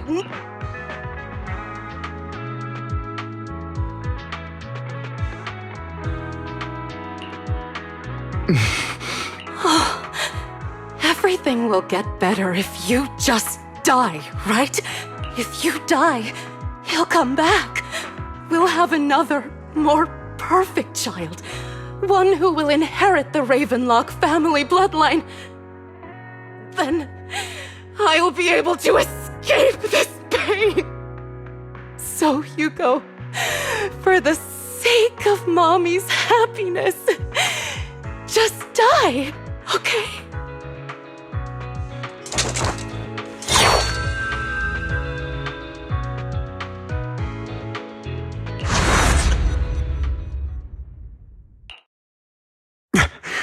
So, I wasn't awake yet after all. That's because you don't want to wake up again. Who are you? I am you. Hidden deep within your heart. Your most true self. You want to kill her, don't you? Your so-called mother. Every time she beat you without reason. When she tried to gouge out your eyes. When she sold you into that hell. Laughing all the while. You wanted to be the one to end her life. Why not admit your hatred?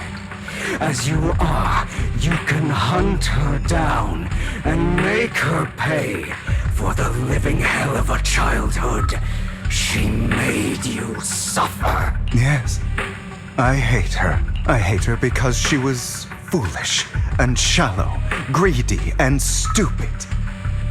I hate her because she doesn't deserve to be a mother.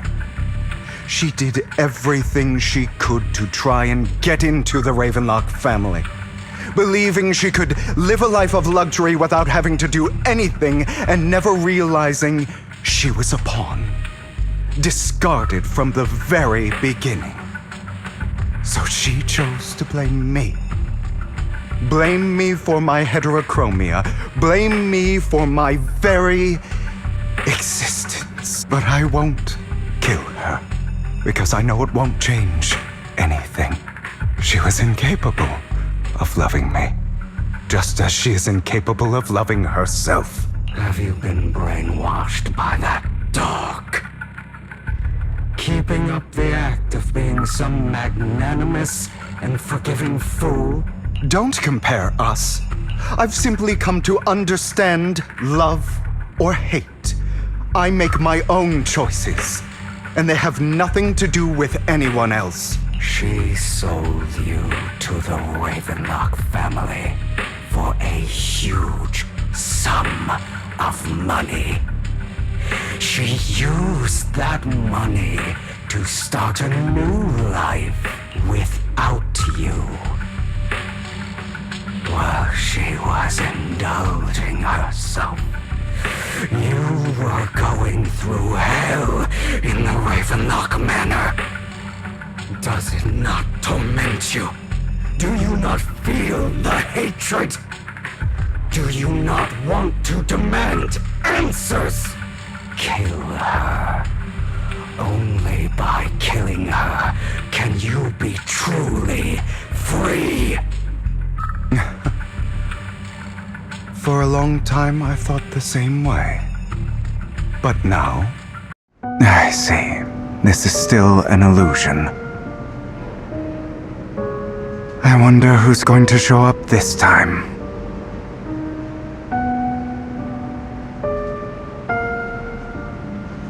Brother!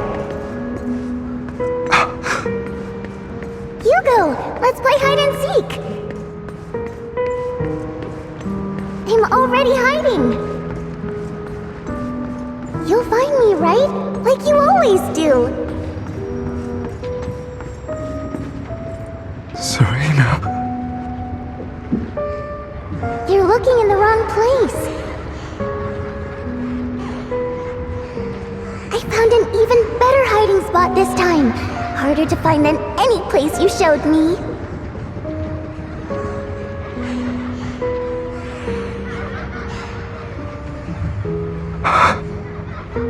Hey, Hugo. Do you ever wonder why I had to die? It was because of me. That's right. It was because of you. It's all your fault. If only you didn't exist, I wouldn't have had to suffer.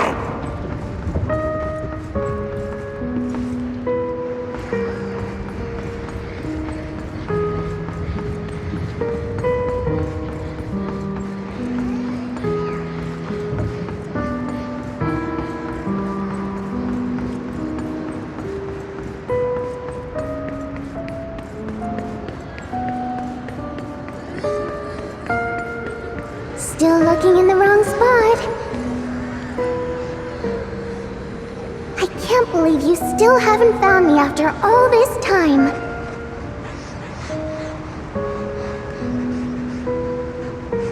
Have you forgotten about me?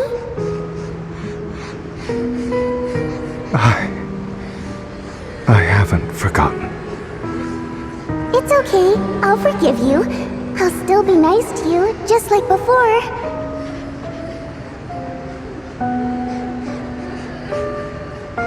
I was the only one who was ever nice to you, wasn't I? Yes. Then tell me, why do good people always suffer? Why is kindness always punished instead? Tell me, Hugo, why?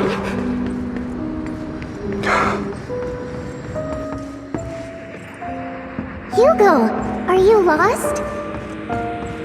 Go back the way you came. I left you a surprise there.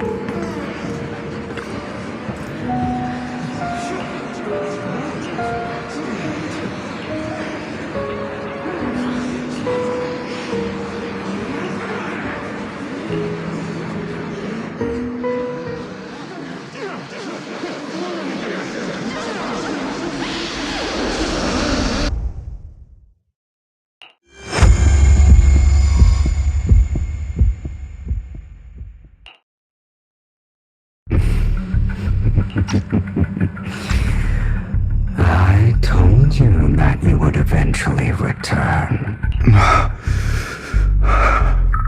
We meet again, my friend. I told you, I am you. The side of you that you've always tried to deny existed. Of course. I know. This time it's about Serena. Right? Yes, your half-sister, and the only child in the Ravenlock family who was kind to you. Unfortunately, it was her kindness that led to her untimely death.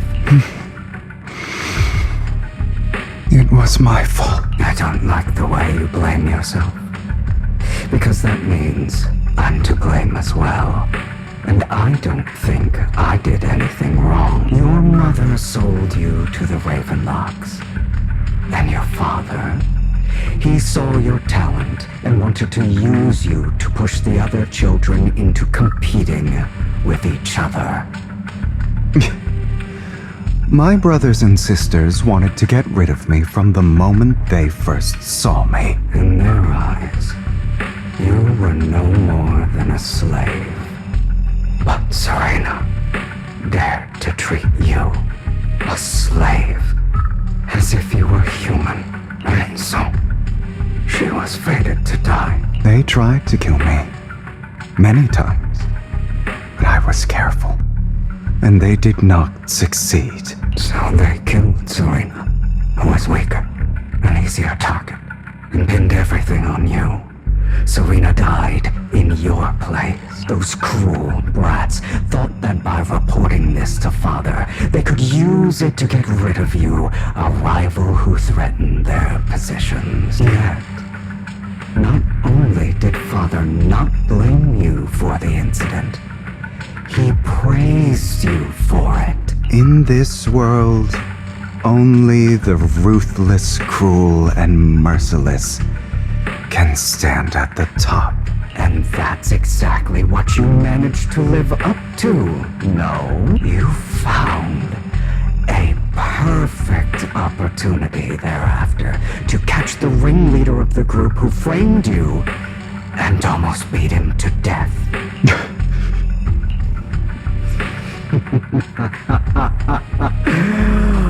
Oh, you should have seen the expression on your face back then. Oh, crazed and manic with utmost delight. I don't remember that.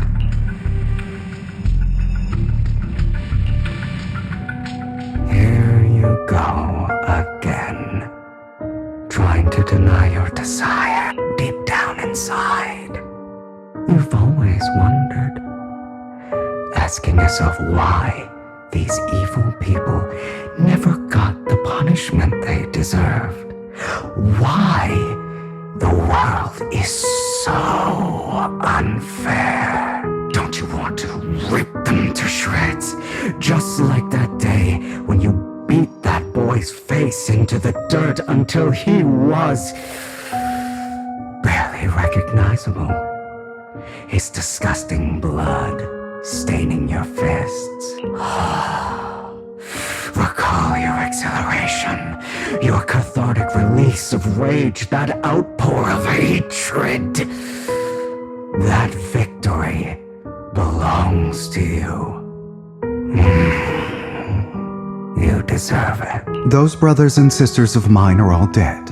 I cannot take revenge against the long deceased. They died by Hartman's hand, dying in the power struggle to become the Ravenlock family's heir, rather than by our scythe.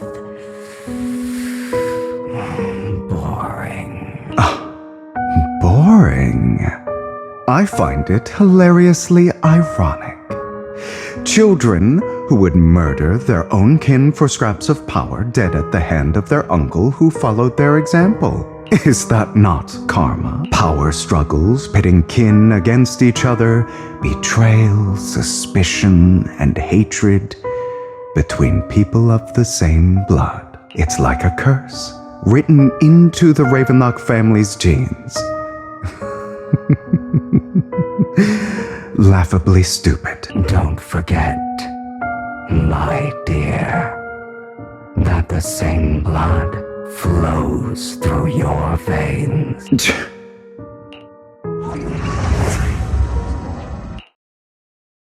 That's right, my dear nephew. No matter how much you deny it, the blood of the Ravenlock family flows through your veins. Survival of the fittest. Only the strongest deserve to live. Only the strongest deserve to rule. This is the path of success that has led the Ravenlock family to victory countless times. A blessing and a curse etched into your flesh and blood. As long as you live, you'll never escape the mark of family. You are destined to one day become someone like me, like your father. Is that fear I sense? I can see you trembling. Why does the Ravenlock bloodline terrify you so? I won't become like my father.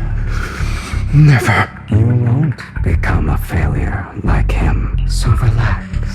Our power eclipses him, and so does our ambition. So, do not deny your own desires.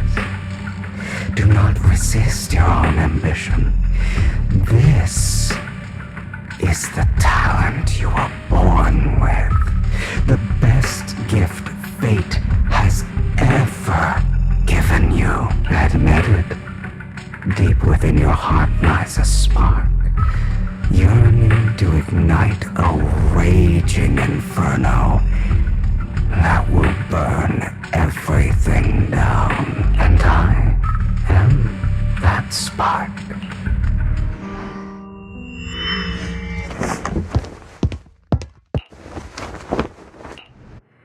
Lygon. Never thought I'd be this genuinely thankful to see you.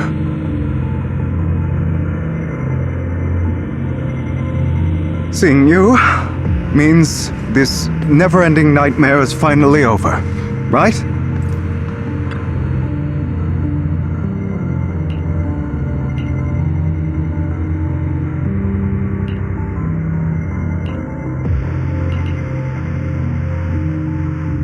I don't want to hear something like that from you. You have no idea what that man, my father, is really like. A person who stops at nothing for their own interests and ambitions.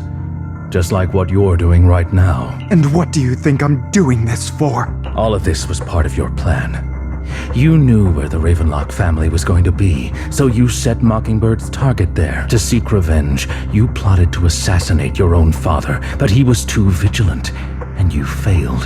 After almost being assassinated, your father was furious and locked everyone in the hall, but was unable to find the assassin. And what a coincidence that a hollow disaster just occurred in the vicinity. So he used it to eliminate all the unfamiliar faces there, turning them into victims of the Hollow, an easy feat for the Ravenlock family. So, the one who killed innocents was my father, not me. You knew what choice an extremist like him would make. And you used the chaos to once again attempt an assassination. This time you succeeded. You killed your own father, at the cost of innocent lives. Admit it, Hugo. You don't care about anyone else. The only thing you care about is your revenge. How is that any different from your father? Enough. I'm tired. I may hate him for betraying me, but he wouldn't say something like that. What? You aren't Lygon. You're the other me, hidden deep within my heart.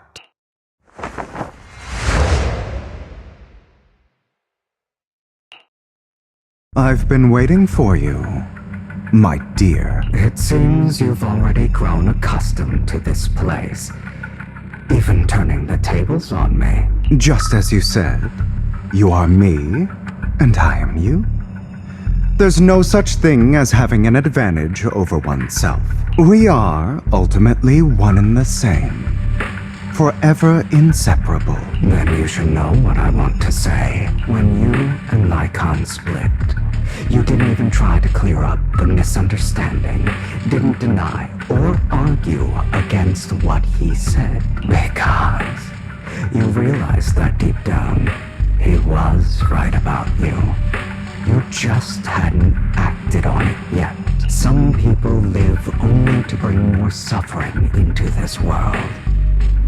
Sometimes, murder is what brings justice back into this world. For that, I must stain these hands in blood. That's right. Just like what you said before you faked your death. Were those words really just an act to slay the dragon? You must first become one with sharp claws, rending fangs, and strength enough to destroy anything. You know the truth better than anyone. If you hadn't hesitated and instead seized the first opportunity to kill your father, none of what followed would have happened. Innocent civilians wouldn't have died. Your partner wouldn't have lost an eye and both legs trying to save people. And Mockingbird would have never gotten to that point. You can save more people. Save good people. Save more lives than the evil ones you take. I've spent countless hours in regret over that incident. So why not submit to your true nature? You want to be the judge, jury, and executioner of this world. And you can. I wasn't responsible for Father's death. The true mastermind is my uncle, Hartman. His schemes to kill the head of the family were all so he could take control. Mockingbird was simply unlucky enough to get caught up in it. So, for a behemoth like the Ravenlock family, with its roots so deep, a single person's death, regardless of who that person is, wouldn't change anything. Of course, whether it's Tops, the Mayflower family, or even the entire world, it's actually all the same. I refuse to be dragged down by pointless hatred any longer. You foolish, stubborn idiot. Do you understand the power of hatred? Have we not come this far precisely because of it? Or are you going to follow Lycon and Jack's twisted logic? Come on. You don't actually trust anyone? Otherwise, why would you hide this whole scheme of faking your death from them?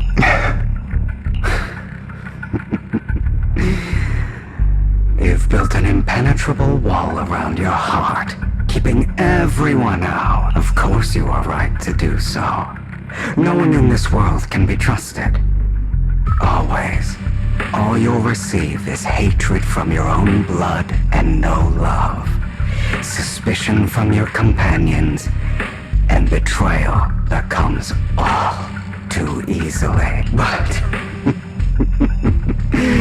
the most ridiculous thing is that you want them to trust you.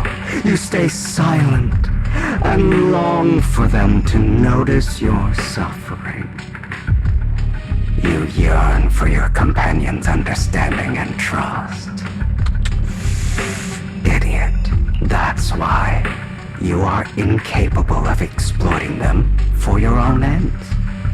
You care about their safety even more than your own. But remember, only the weak need companions. And we are children born from hatred. We are different from them. I will never be like them. And I don't need to be. Come. Let me show you what powers we can wield. But you are me, and I'll never lose to myself.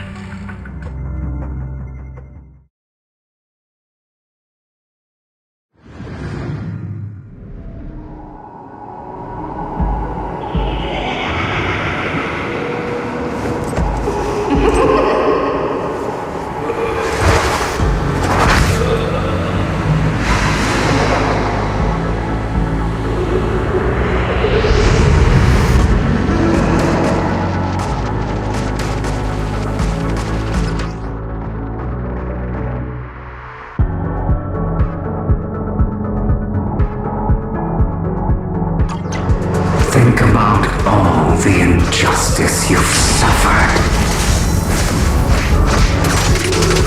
If you choose to forgive, you're betraying yourself.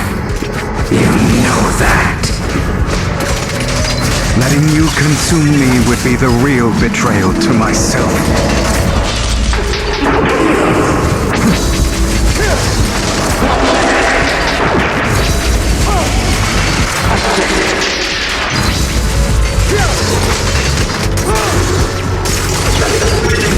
You're just afraid to admit it.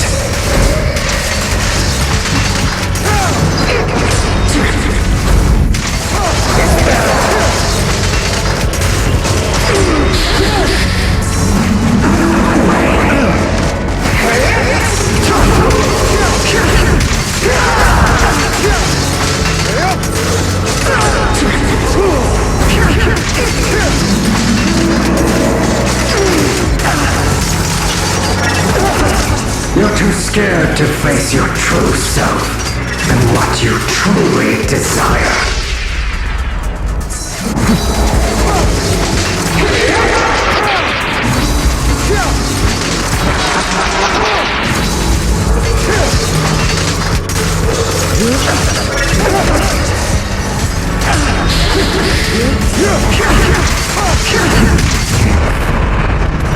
Are you trying to kill me?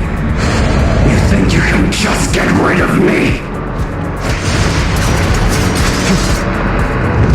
Without me, you are nothing. For what it's worth, thank you. Don't be afraid. You and I are inseparable. You're part of me, just as I am part of you. Fancy words won't change anything. No. It's not just platitudes. I finally understand now. Some pain only fades when it's seen, when it's accepted. So I won't fight you anymore. I won't hate myself anymore. Weakness, hatred, malice, strength, forgiveness, justice.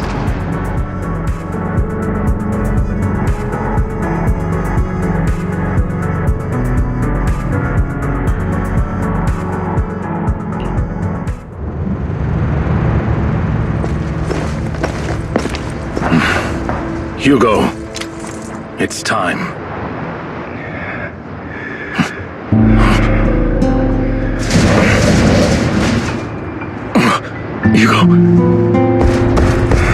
Hugo, you... Did I scare you? I made it through. I won. No praise for me, my dearest partner.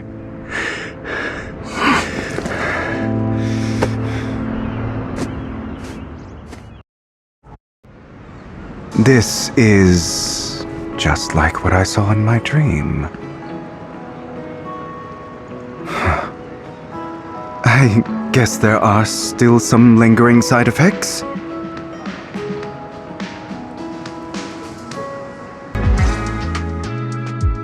Ah, my former partner. You're still as punctual as ever. Are you sure you are fully recovered? How about we fight? And I'll show you how recovered I am. I refuse to fight someone who is in need of medical attention.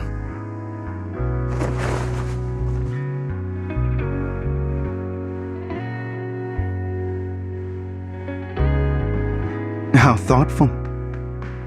I'm touched. Or perhaps is this simply part of Victoria Housekeeping's professional care? I'd rather you not starve to death. Not to your liking. I'm fairly certain this is the same kind as before. No. I've just gone too long without food. It feels a bit uncomfortable. Either way, thank you. Now tell me, what exactly happened in the warehouse? Just going a bit crazy from... you know what? Were you expecting anything else? But I did have a very long dream. A dream about many things from the past. If I had to put it into words, it would be like giving myself psychological therapy. You seem like you could benefit from some too. How about it? Want to book a session with me? Trust me, I'm a pro. Seems you really have recovered. Well, of course. I'm feeling pretty great right now. Like I could argue with you all day on every petty detail of who exactly was in the wrong back then. I wanted to ask, what you said about Mockingbird before, when you faked your death, was that part of the act?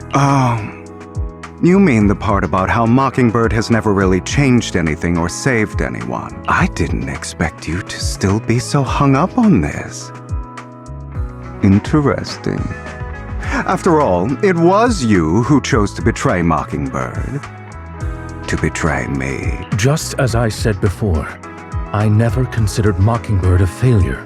Perhaps Mockingbird deviated from its origins, but it has its value. You shouldn't reject the things you've done. Or Mockingbird. I have contemplated this before. Yes. Mockingbird has helped some people and has genuinely managed to cause trouble for those who abuse their positions of power for evil. Yet those in high positions still possess immense resources, and the people we helped remain destitute and suffering, willing to become slaves to those in power for scraps. But just as you said, even if what we did was childishly idealistic and flawed, as little as we actually achieved, even the slightest change is by no means meaningless. Nothing holds more value to me than Mockingbird.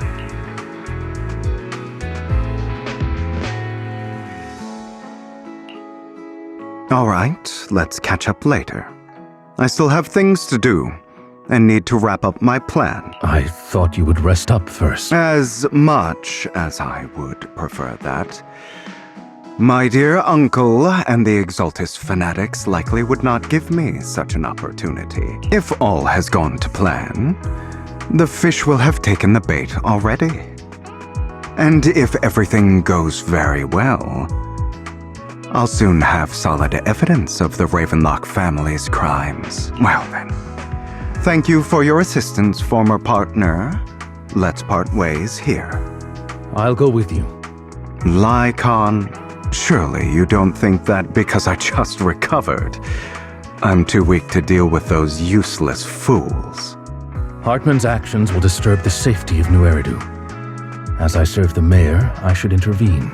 Very well, whatever. Let's go. And don't slow me down.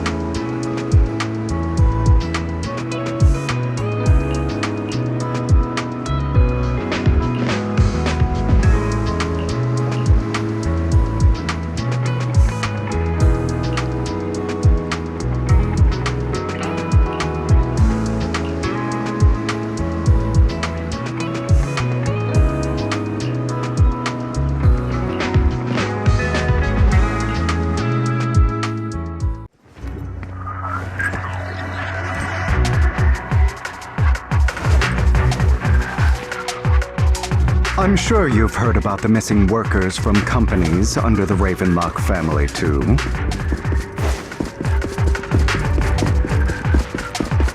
Those are Ravenlock's men. The workers with them are the victims who were tricked into going into the Hollow.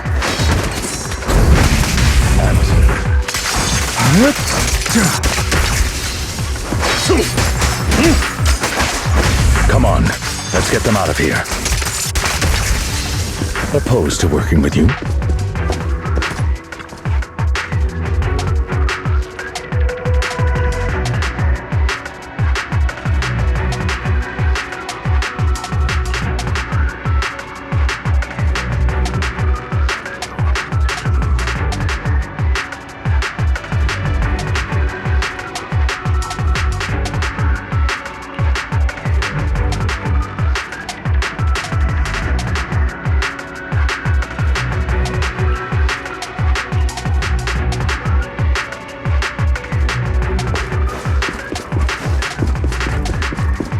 Bunch of nobodies. Annoying as hell. Kill them! You're welcome to try.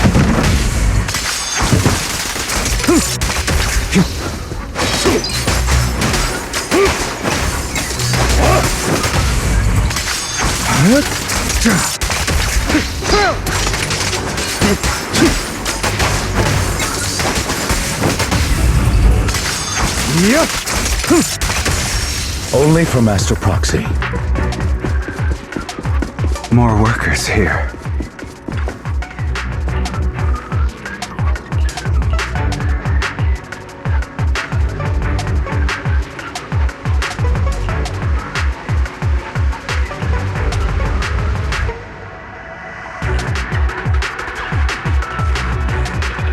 Is Hartman behind this, too? Of course. He threw them into the Hollow like offerings for the Exaltists. To him, those workers are just another reap.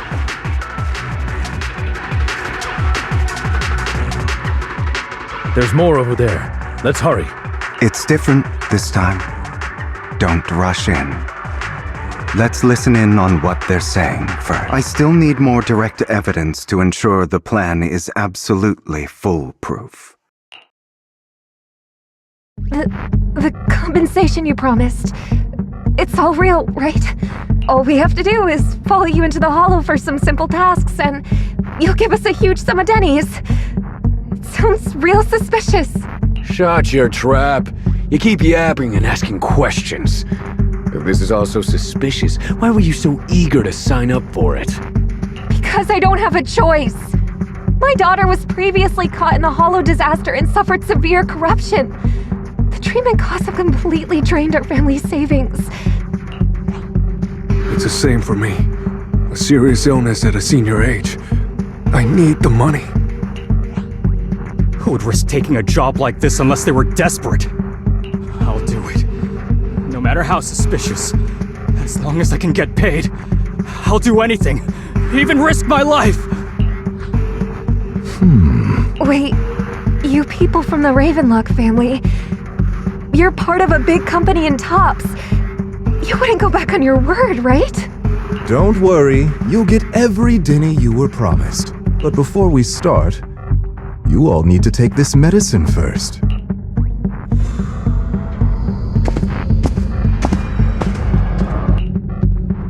Bro, should we really be doing this already? These workers keep talking. We're waiting. The sooner they take it, the sooner it'll be over. Consider it an early release for them. What? You didn't say anything about having to take pills before. Look, this is good stuff, alright? It'll increase your ether aptitude. There's tons of people who'd kill for something like this. Exactly! You'll be working in the Hollow for several hours.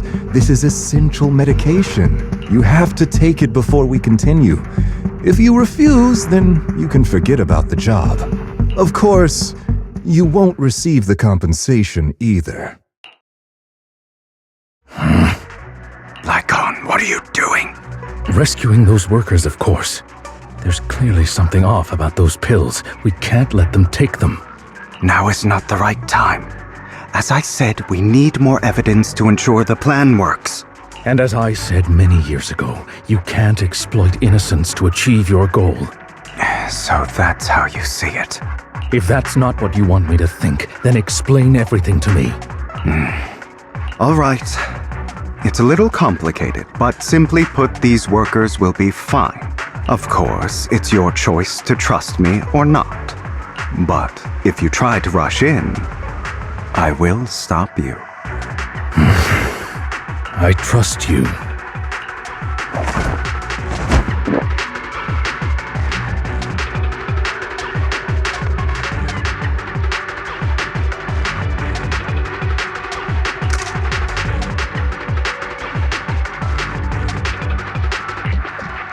All right. That's the evidence.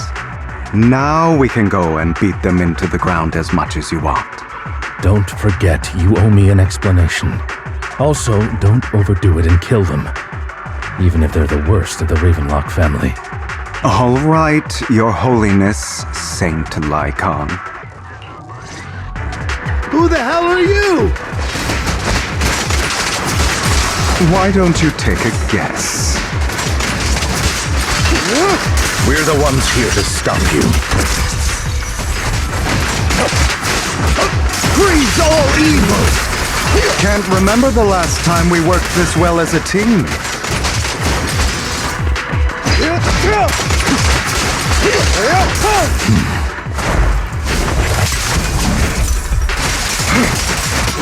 Your legs, how are they feeling? Take this. I'm fine. To be honest, I think I prefer the way you used to fight. Time to hunt. You had a lot more aggression. I merely learned to control my strength. Scram before I get angry. When I need to be aggressive, I will be.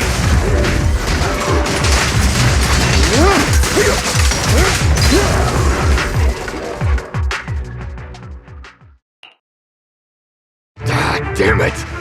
Who the hell are you? How dare you mess with the Ravenlock family! Ravenlock. Savor the name while you can, for it will soon cease to exist. What's that supposed to mean? It means exactly what I said. I think this might be good for you. Sever your ties while you can. You still have a chance to walk your own path. The family's honor comes above all else. Is that really what you think? I saw the compassion on your face just now. You're not from the main family, right? That's why you were assigned to these trivial tasks. But in reality, there's no need for you to keep playing this boring game for them. I don't have a choice. From the moment I was born into the Ravenlock family, You always have a choice, if you're willing to act. All right, let's end the small talk here. Don't worry, Lycon. I didn't hit them too hard, just enough to keep them quiet. How's that? My acting's pretty good, right? As always, a certain someone should take some lessons from you. I'll leave the rest to you then. Okie dokie. Okay, now can you tell me exactly what's going on here? As you can see, that worker just now was actually an informant of mine. The pills were swapped out with vitamin tablets. Outside of this batch, some workers have already taken the actual substance Hartman has. But rest assured, the antidote for it is already in development. I found the best in the field to help, and with the data I collected before, we should have results soon. I wanted to ask. The reason you decided to lock yourself in a room and endure the effects of the drug, besides getting evidence, it was also to collect data on this drug in order to create an antidote, correct? It seems you're not completely beyond hope. I thought you were just being stubborn. Sometimes I wonder if you know me at all. Then, I have one last question.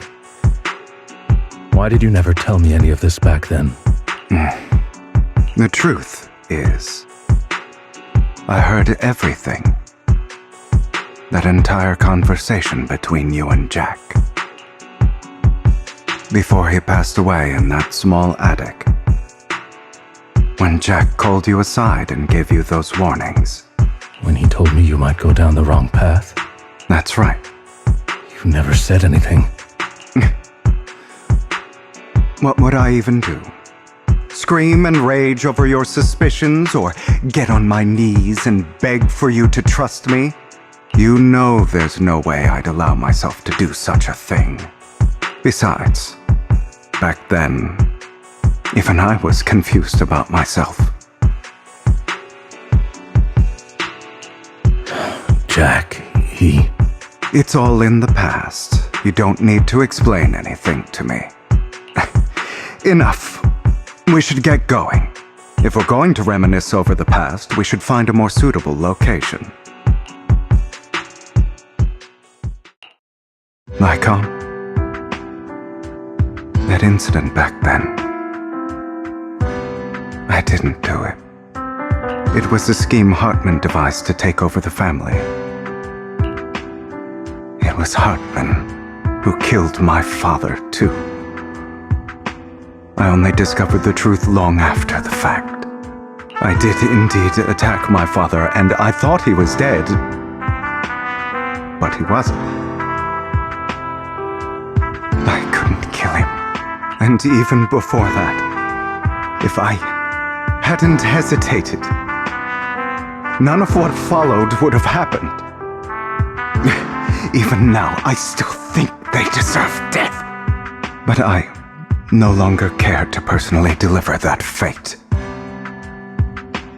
They're beneath me. And I have more important things to do. I know we may never agree on that point. Like, I once wanted to fight against those ugly truths that defined me, but I discovered that the more I rejected them, the more painful it became. So, I could only accept that crazed, hateful, and malicious side of myself. As long as I know I will never become like my father, like Hartman, that is enough for me. You've changed. But I think that might be a good thing. Don't patronize me. You've changed a lot too, compared to before. I still disagree with Jack's words, and I won't forgive your betrayal. I will walk the path I believe is right, even if I must tread over thorns and through the mud. But I will also allow you to walk your own path. Lycon. Should I say thank you? You're welcome. Come to think of it, we haven't talked about your legs and eye. It was just an accident, not your fault. I'm doing well now. I hope you are too. On the contrary, perhaps I should be the one apologizing. I misjudged you. I used to think you wanted power, that everything you did was for your own ambitions. I thought you wanted the power to pass judgment on all in this world, like a god. I am a god. I am my own god. Or you could say that in this world, everyone is their own god. There are many things that we are powerless to change. But there are also many choices we can make. Just as I said before, I am the only one who can kill me or save me. I'm glad you think that way. Let's go. I still have one last thing to do. To witness the end of Ravenlock.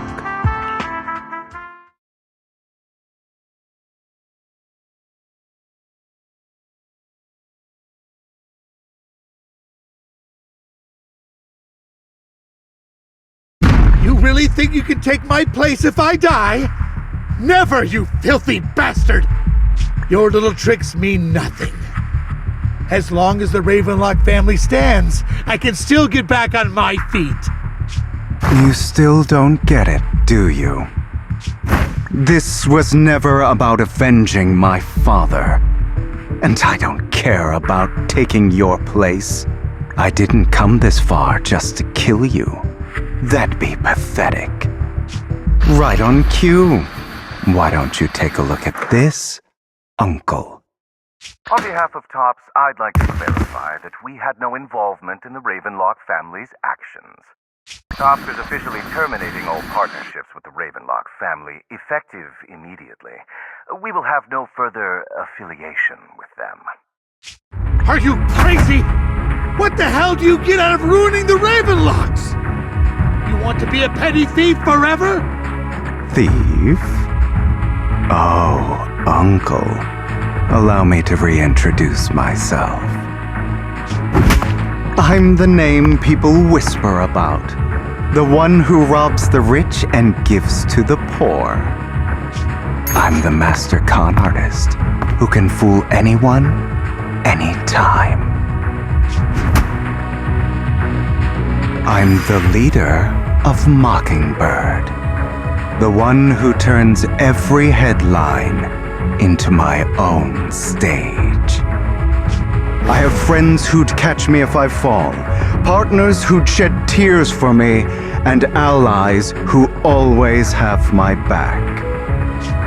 I am Hugo Vlad. You're the one who needs the Ravenlock name.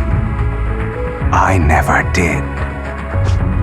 You ungrateful bastard! You should have never been born. You flatter me. Same goes for you, Uncle.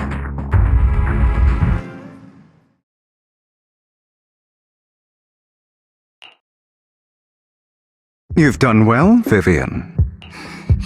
You had better give me an explanation. And here I thought this would be a touching reunion. What's with all the anger? Hugo, I'm a member of Mockingbird too, and I mourned your death. Listen, Vivian. I don't want you or the people you cherish to get caught up in danger because of me. I've always been selfish, so I don't hesitate to use you all as variables in my plans.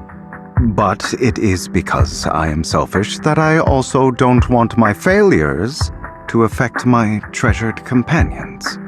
In any case, if you were in the same position, would you not make the same decisions? Lycon's taking care of everything outside. We should go. Also, Wise, thank you. And I'm sorry for the whole act where I threatened you. It was the only way for Hartman to drop his guard against you and leave you be. I, Hugo Vlad, am forever indebted to you.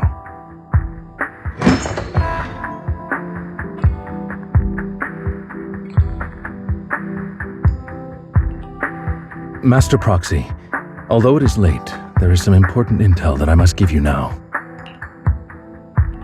Did you know about Hugo's plan to fake his death and everything that's been happening, Lycon? I was simply playing along. After all, I could not determine whether Hugo's plan would pose a threat to you. You are a student of the mayor's late friend, and I am obligated to protect you. You still have that habit of finding awkward excuses when you're embarrassed. Mr. Hugo Vlad, if you have any important intelligence to share, please do so with haste. I need to return to rest before midnight. You two sure are, close? For the sake of a certain old fossil's sleep schedule, I'll keep it brief. I learned from Camille that Dina intends to embed the sacrifice core into the sacrifice. Apparently, it will make the sacrifice much stronger. Sacrifices created this way will not retain their minds and will indiscriminately attack all living beings, including their creator. So the Exaltists don't do this. It would bring them no benefit. but Dina's concoction can control people's minds. If a person takes the pill and is injected with the serum Landon left behind, the sacrifice would be under its creator's control. Although the dormant sacrifice has been destroyed, Dina found a batch of that serum her father created and wants to create new sacrifices. Putting aside the sacrifice for now, Hartman's sacrifice core is fake. We don't know where the real one disappeared to. The real core has always been here. Here? In Lord Phaethon's video store? Vivian, do you remember when I suggested you give that collectible to our dear Proxy? I remember. But that was just an ordinary pendant. And I've met the person who submitted it. She has absolutely no connection to the Exaltists. How about our dear Proxy take out that pendant so we can take a look?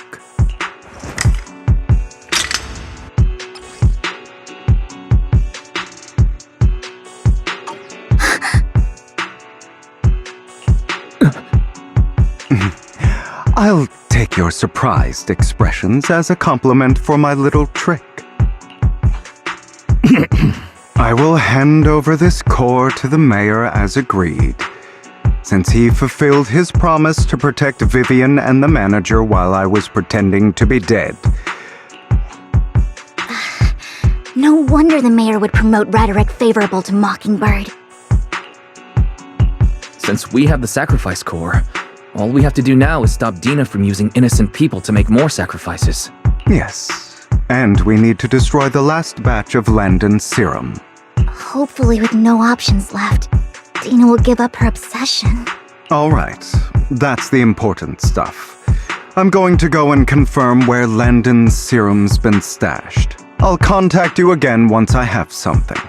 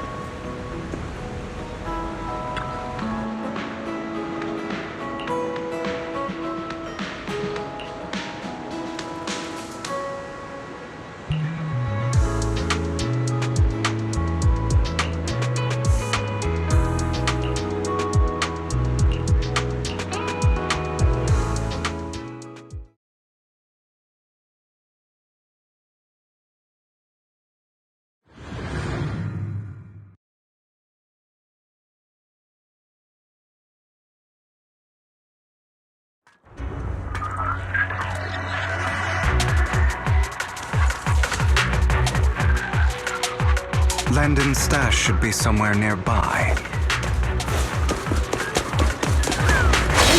I did some digging. Some of the missing workers were brought here too.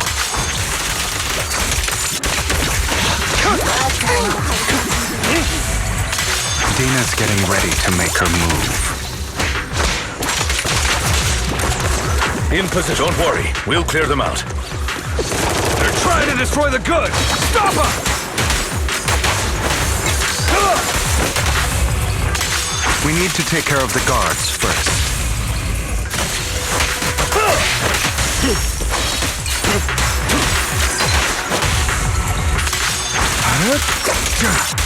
Some of the serum is stored in this warehouse. You're not taking anything from here. Hugo, get the guards first.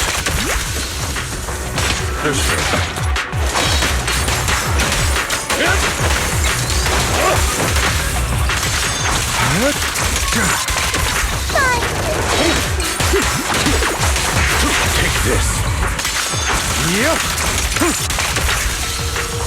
You just stepped into your own grave. Write the ending to your nightmare.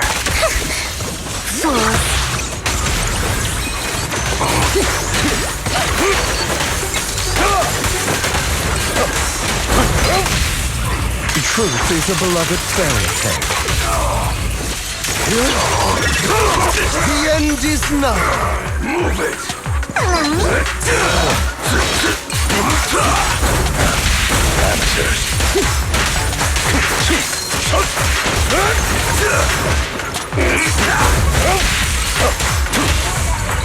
I'll write the ending to your nightmare.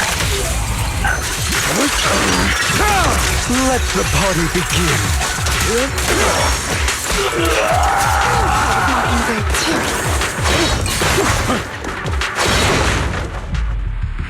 More of Landon's serum survives than expected. Fortunately, since they're still here, it means Dina hasn't executed the final step of her plan. There's likely a lot more stashed around here, and we have yet to locate the missing people. Our actions here won't go unnoticed.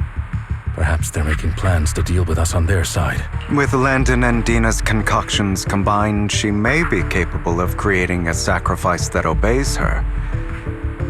If it comes to that, this will get far more troublesome. How about we split up? Hugo and Lycon will destroy what remains of the substance around here, and Vivian and I will go search elsewhere. Very well. Let's go with your plan. But be careful if you encounter Dina and her people. According to Camille, she's absolutely obsessed with completing her father's dying wish. Let's part ways here for now. And perhaps the other manager could use EOS to guide us. Sure. I've been feeling way better these past few days, so just leave it to me. It's only now that I realize how fortunate we are to have two Lord Faithins. Yeah, but I feel like our work's doubled. In the past, Wise and I would only ever work on the same route. Greater power means more responsibility. And in any case, I'm sure the mayor would be able to provide double compensation. He's a very generous person, after all. Right, Lycon? I will request additional compensation from the mayor. It's not about compensation. It's just, I'm still not used to us being separated in the Hollow, so I'm worried about Wise's safety. Oh, but I have no doubt in your abilities. I just haven't gotten used to it yet.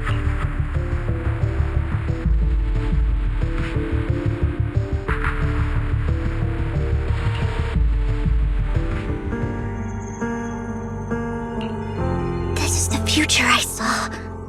Lord Pathan.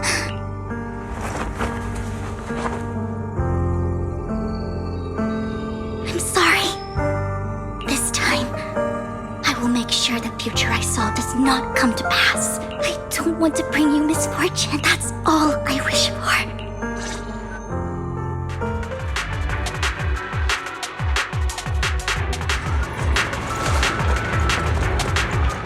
Leave this to me, Lord Phaethon.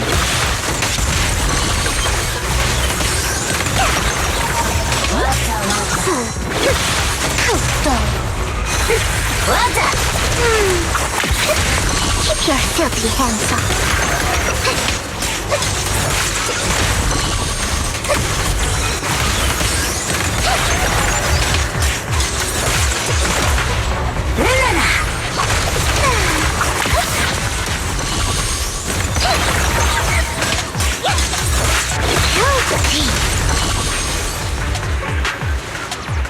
Don't touch Lord Phaethon. There might be more serum here. How dare you steal from Lady Dina! I'll try to go easy on you. No promises.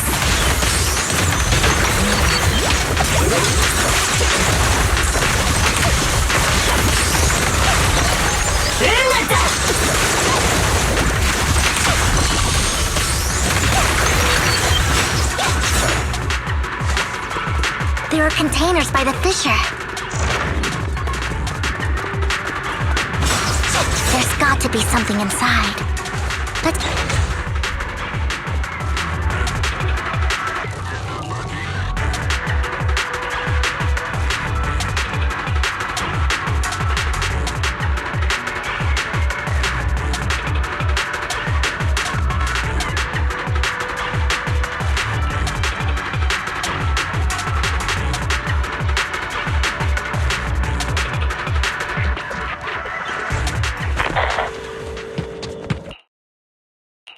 It must have been tough for you to find...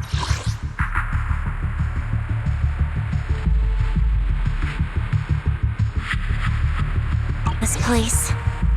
Vivian, if you had stayed out of it, I wouldn't be so eager to get rid of you. Those people have been taken to safety. You're all out of options. They're just mere test subjects.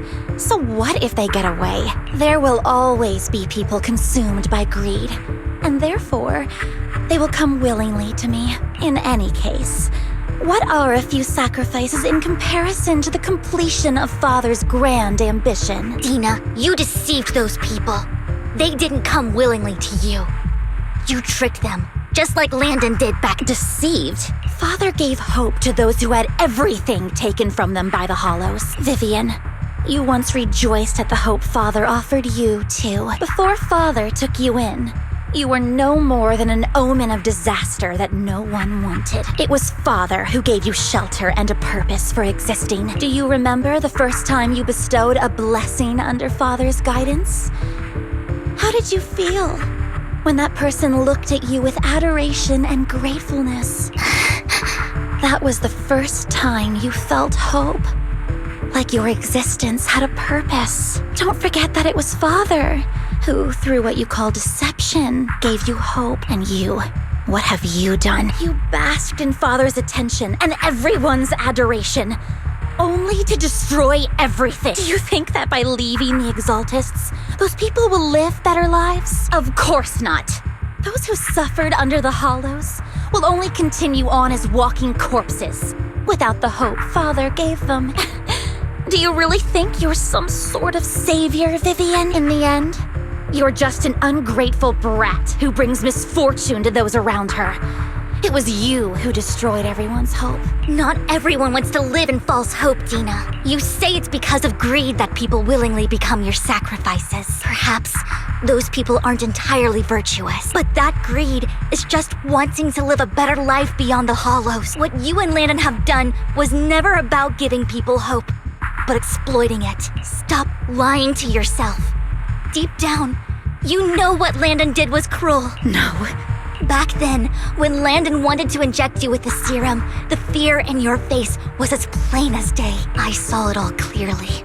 If all of this is as righteous as you claim, then why did you make such an expression, Dina? Don't look at me with such pity! Father did nothing wrong. All of this is to make something of the Hollows other than disaster. That's everyone's only hope. Dina, it's not too late to stop. Stop living in this lie. You know what would happen if a sacrifice loses control and escapes the Hollow. It's not the Hollows that are to blame for those people's deaths, but the hope you keep talking about.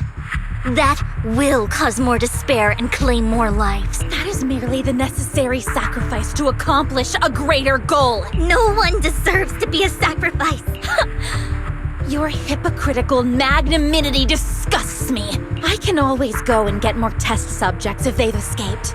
And I will be able to replicate Father's serum with enough time. With you gone, I'll be able to complete Father's gift to the Creator and fulfill his last wish. Camille, release the failed subjects. Lady Dina. Camille, are you going to do what you did before? You keep saying you'll follow the Creator, but it's all lies. Lady Dina, the Hollows took my family from me. I understand that there's no way to get back what I've lost. It was Lord Landon who told me that the Creator would guide me. One day, Hollows will no longer be disasters. Everyone will be able to survive inside them. I look forward to the day when this hope becomes reality. I watched you grow up, and I know that you've always looked up to your father. And I destroyed that hope with my own hands. I know the pain of loss, so I've always felt guilty. I want to atone for the hope I destroyed. But Dina, I don't want to ruin more lives. And I don't want to continue watching you destroy yourself. Vivian is right. Not everyone wants to live in false hope. So, please, stop. Camille, are you abandoning me too? I'm not abandoning you. I just don't want to see you go past the point of no return. The point of no return? No, Dina. You can still turn back. I'll be your way back. Where are you going, Camille? I made a deal with Hugo and the mayor. If someone needs to take the fall for this, let it be me. I did it. All of it. I've been forcing Landon's only daughter, Dina, to research how to create sacrifices. I colluded with the Ravenlock family for my own gain. Everything Dina did was under duress. Since I've kept her captive for so long, she doesn't have the skills to survive as an independent member of society. She'll need a caretaker and teacher. Someone who will look after her and educate her. No! I refuse, Camille! I refuse to accept this! Dina, I'm going to dispose of those failed subjects. I won't allow it! You'll die! I won't allow it! You can't leave me. I command you! You've always followed my orders, and you will follow them now! It wasn't your orders that I've been following. My younger sister, who was stolen from me by the Hollows, also had such beautiful red hair. When Landon told me the Creator could bring me hope, you were standing there, right behind him.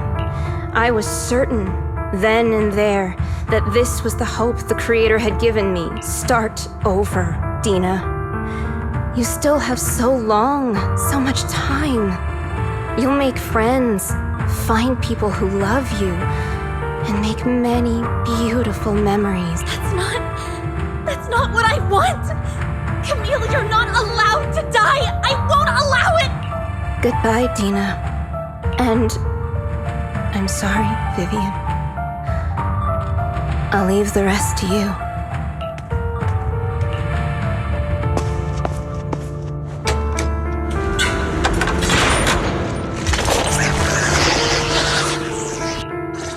Let's take out these ethereals first. We can't let Camille's efforts go to waste.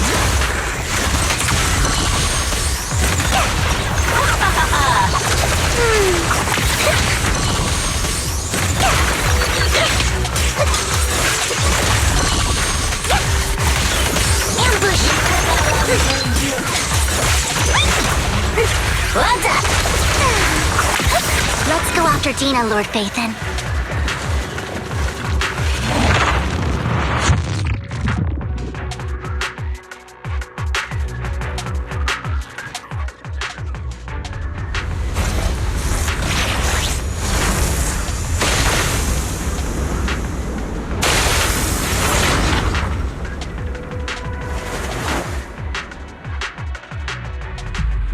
Are you satisfied now, Vivian? You were the one who brought yourself to this point. You're saying this is all my fault. Losing my father, losing Camille. I wish you had never come into my life. At first, when Father brought you home, I was happy. There are so many Exaltists, yet Father never allowed me to get too close with any of them. But when Father brought you back, he told me to take good care of you, that you were my first friend. I was also so happy the first time you took my place, in helping Father select a person to receive the blessing. Because it meant you were different from all those other people. You could stay with me. But soon, I grew jealous. You took the attention that should have belonged to me. You even took Father's love from me. It's only because of my ability that Landon... I know, but... Vivian, jealousy is something you cannot control. Of course, the same goes for fear and hatred. I was terrified that one day you would look at me and shed tears. I knew if that day ever came, Father would not hesitate to force the blessing upon me. And when that day did come, I hated you for causing my father's death. Tina, you knew everything about what happened back then, so why are you still defending Landon? And why didn't you tell me back then? If I had known earlier, maybe I could have found a way. Because it's the only thing that makes me more special than you, no? It proves I had Father's trust. I was more useful to him. Vivian, you said you wandered without a home ever since you were young, hated by anyone you encountered. You were happy to gain recognition from everyone and help Father when you were among the Exaltists. But in the end, you discovered you were being used, so you felt betrayed and hurt. Then, what about me? All I ever had was my father. I've never known a life outside of the Exaltists. Ever since I was young, my only purpose was to help Father select who was to be blessed. The only purpose I had was my father and the Exaltists. I've never been taught anything else, Vivian. It is what little value I have, and have ever had. In the end, you took even that from me, and completely destroyed it. You think you're doing good and fighting evil. You've only managed to affect a small part of your world. But have you ever wondered if maybe that's all there is to my world? I never wanted to hurt you. You were also my first friend. And that's why I wanted to save you back then. Save me? You and Camille all talk about saving me. Why don't you understand? To me, loss is so much more painful than death. Tina, you can start over. Everything Camille did was so you could live on. Let's leave the Hollow together. There are so many amazing places in New Eridu. This time, I'll take care of you. I've also met so many amazing people. I'm sure they'll love you too. Okay, Tina? Vivian, I can't forgive you. And I don't want to forgive you. I have nothing left. If what little hatred I do still harbor were taken from me, well, I refuse to be so pitiful. I won't apologize, Vivian.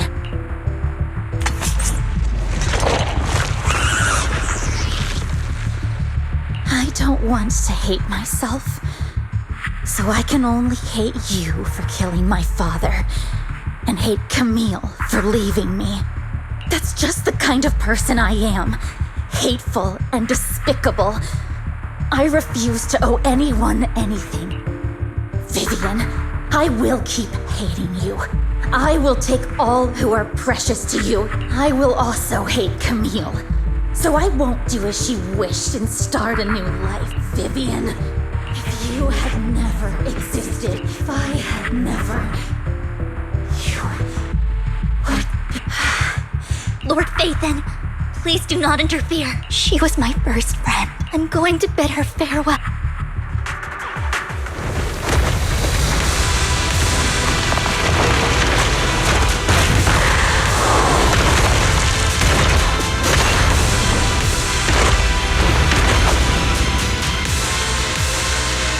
Dina, soon the pain will be over. Lord Phaethon, don't come any closer!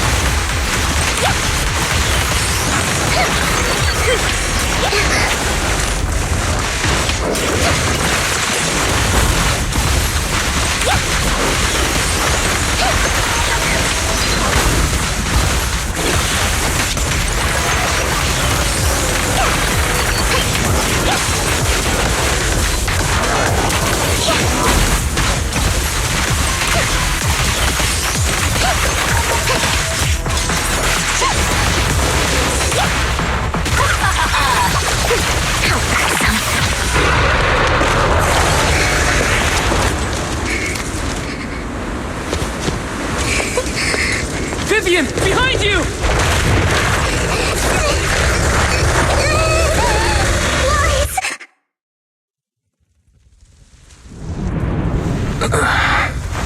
What happened?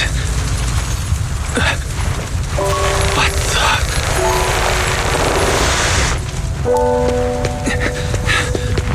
Vivian! Lies. Don't come near me. This is my own choice.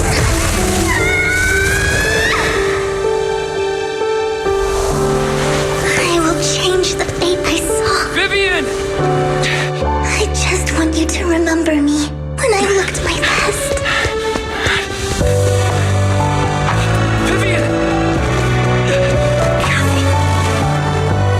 Vivian, your body.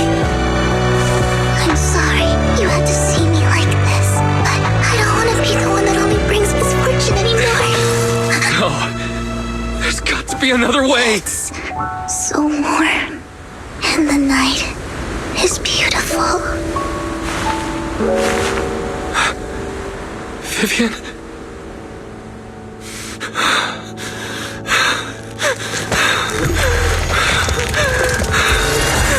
No! It can't end like this!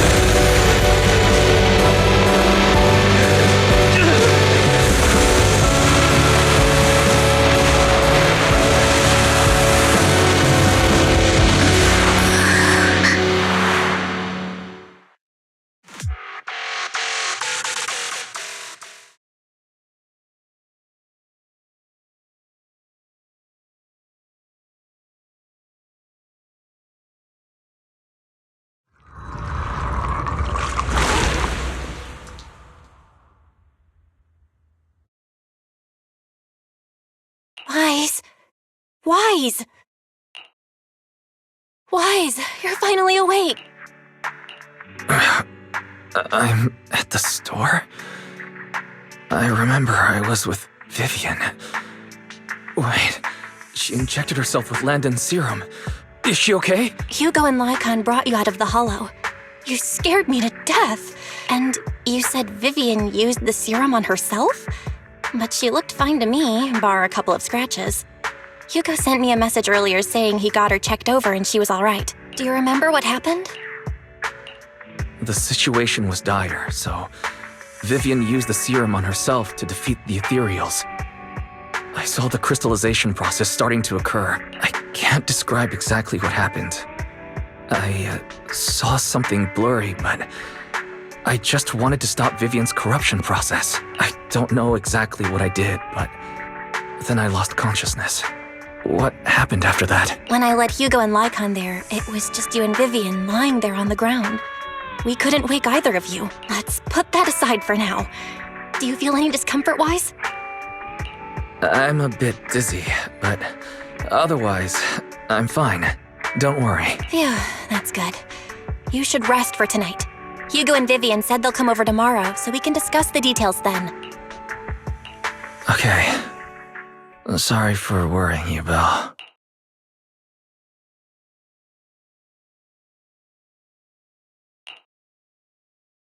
Lord Phaethon! How are you feeling? Vivian? I was just so worried. Sorry. Anyway, Lord Phaethon, I'm so glad you're okay. What happened this time was all my fault. Things were dire, and you did what you had to. Plus, if it weren't for you, we wouldn't be here now. So what happened?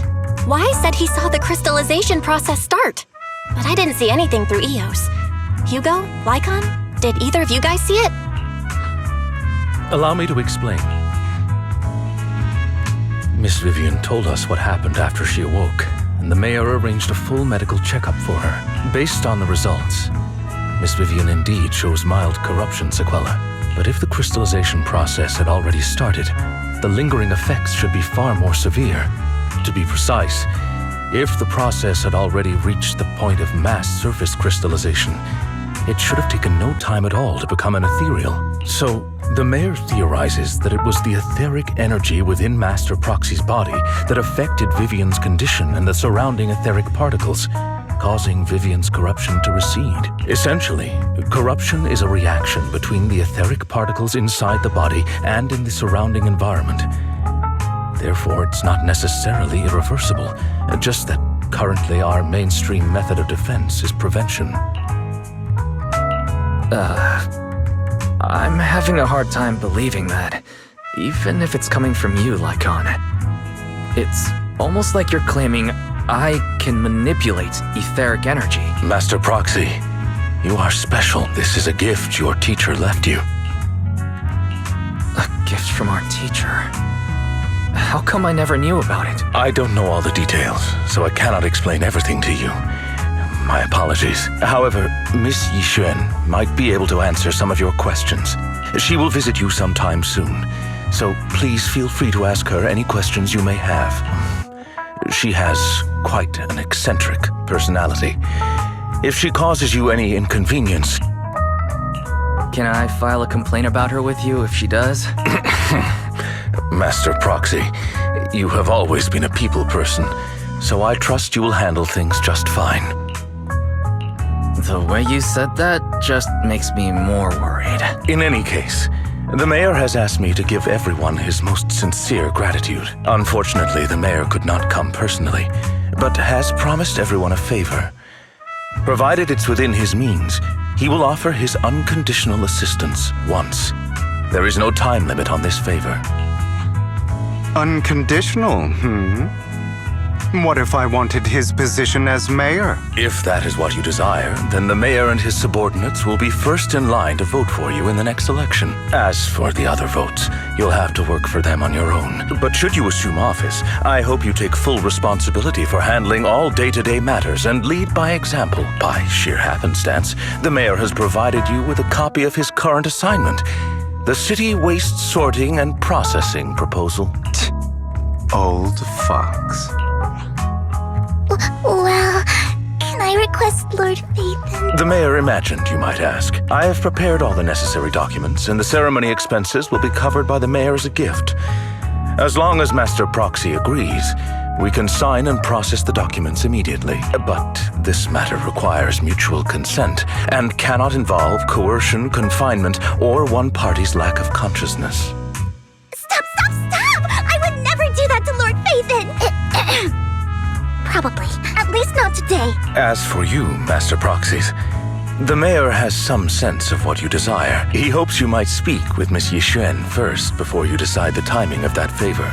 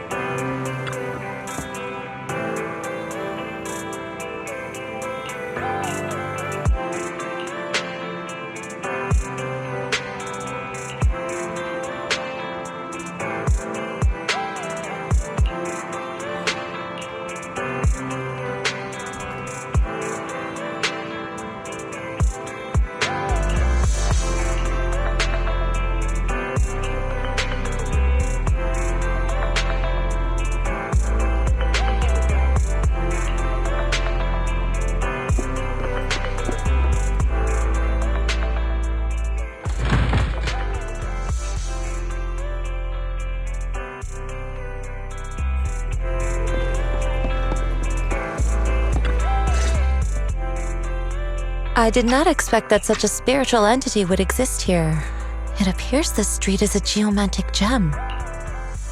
A spiritual entity? His name is Howl, and I guess you could count him as a neighbor of mine. Is there anything special about him? No, I was simply a bit surprised. It's rare to find such an intelligent individual of this breed. Even huskies can be really smart, like Howl. You're right. Yet, being overly intelligent comes at a price. It must stay here for prolonged periods of time, parted from its owner and unable to move about freely. Both a blessing and a curse. However, it seems quite happy. We've strayed a bit off topic. Since you're back, let's discuss our partnership.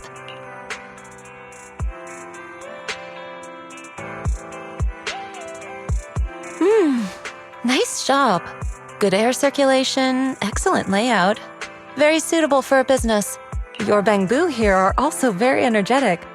It seems your fortune is good when it comes to wealth. Huh. You even know feng shui? I'm happy to hear that. But who exactly are you? I suppose this is our first official meeting since parting ways in the Hollow. Now that both of you are present, allow me to reintroduce myself. My name is Yi Xuan, a mystic from Yunquei Summit. Mystic? Like those people in movies who can tell your fortune and go around blessing people? This is my first time meeting one in real life. But what's Yunquei Summit? Any details you can give? Just an ordinary sect of the mystic arts. Our disciples travel all across New Eridu and sometimes collaborate with authorities. Currently, I'm affiliated with the Hollow Investigative Association. Right now, however, I'm here to discuss a partnership in the name of the Mayflowers. So, what sort of partnership are we talking about? I have reviewed the documents provided by the Mayflowers. You previously underwent an implant surgery. After recent adjustments, abnormalities occurred. These abnormalities bear resemblance to the craft practiced by us at Yunquei Summit. If you are willing, I can teach you how to better control your abilities. Better control my abilities. That sounds great, but there's no such thing as a free lunch. Since you're willing to teach us your craft, Shifu, you must want something in return, right? That's right. Mayflower will have you join me for some investigations. Looking at my divination results, this will be a complicated and very likely dangerous matter. He's still going over the details, but should have more information for you soon. You can wait until then to decide.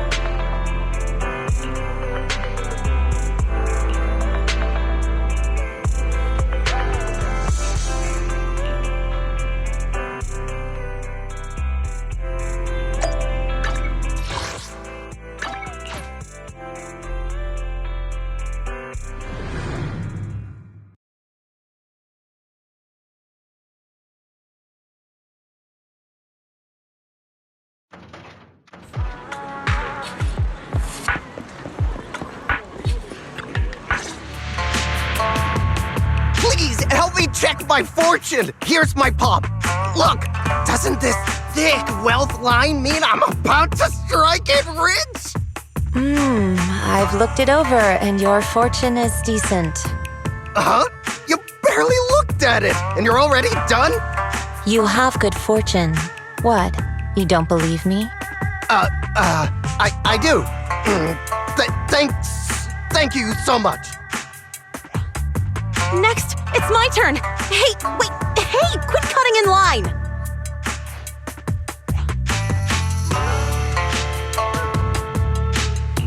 So this is where you were. Who are all these people? You're here, Wise? I decided to take a break. I didn't expect so many people to come seeking my divination services. Don't worry, I need no more than a simple spell to solve this matter.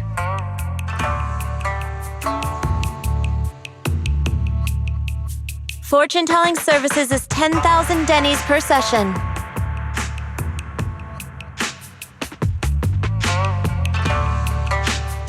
All gone? Good. It seems the banish wealth and desire spell is still effective. Banish wealth and desire? That's a spell? This isn't the kind of craft you said you were going to teach us, is it? Our video store has a business license, and we'd get complaints if we charged unfair rates. Of course not.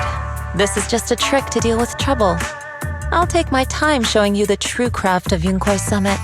For now, let's find that shop. Yishuan Shifu, the store is right up ahead.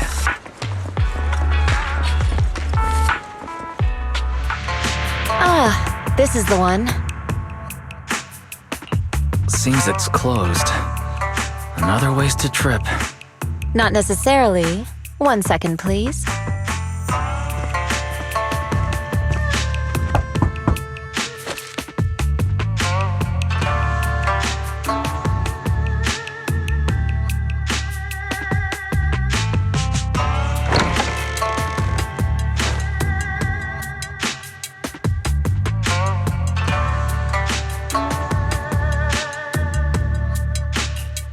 Huh? Is there someone inside? Relax. The boss prefers to do business with people they know. They like their peace and quiet, so they rarely open for customers. I'm an old acquaintance and just wanted to retrieve something. What a strange private business. Shifu, what exactly are you retrieving? Just some things needed for our future investigations. You'll know in time. Really? Shifu, I feel like you're always so mysterious. Rest assured, I'm not hiding anything from you. It's simply because the correct time has not yet arrived, so there is no need to rush. Since we've already obtained what we came for, let's part ways here. There will be plenty of time in the future. We will certainly meet again.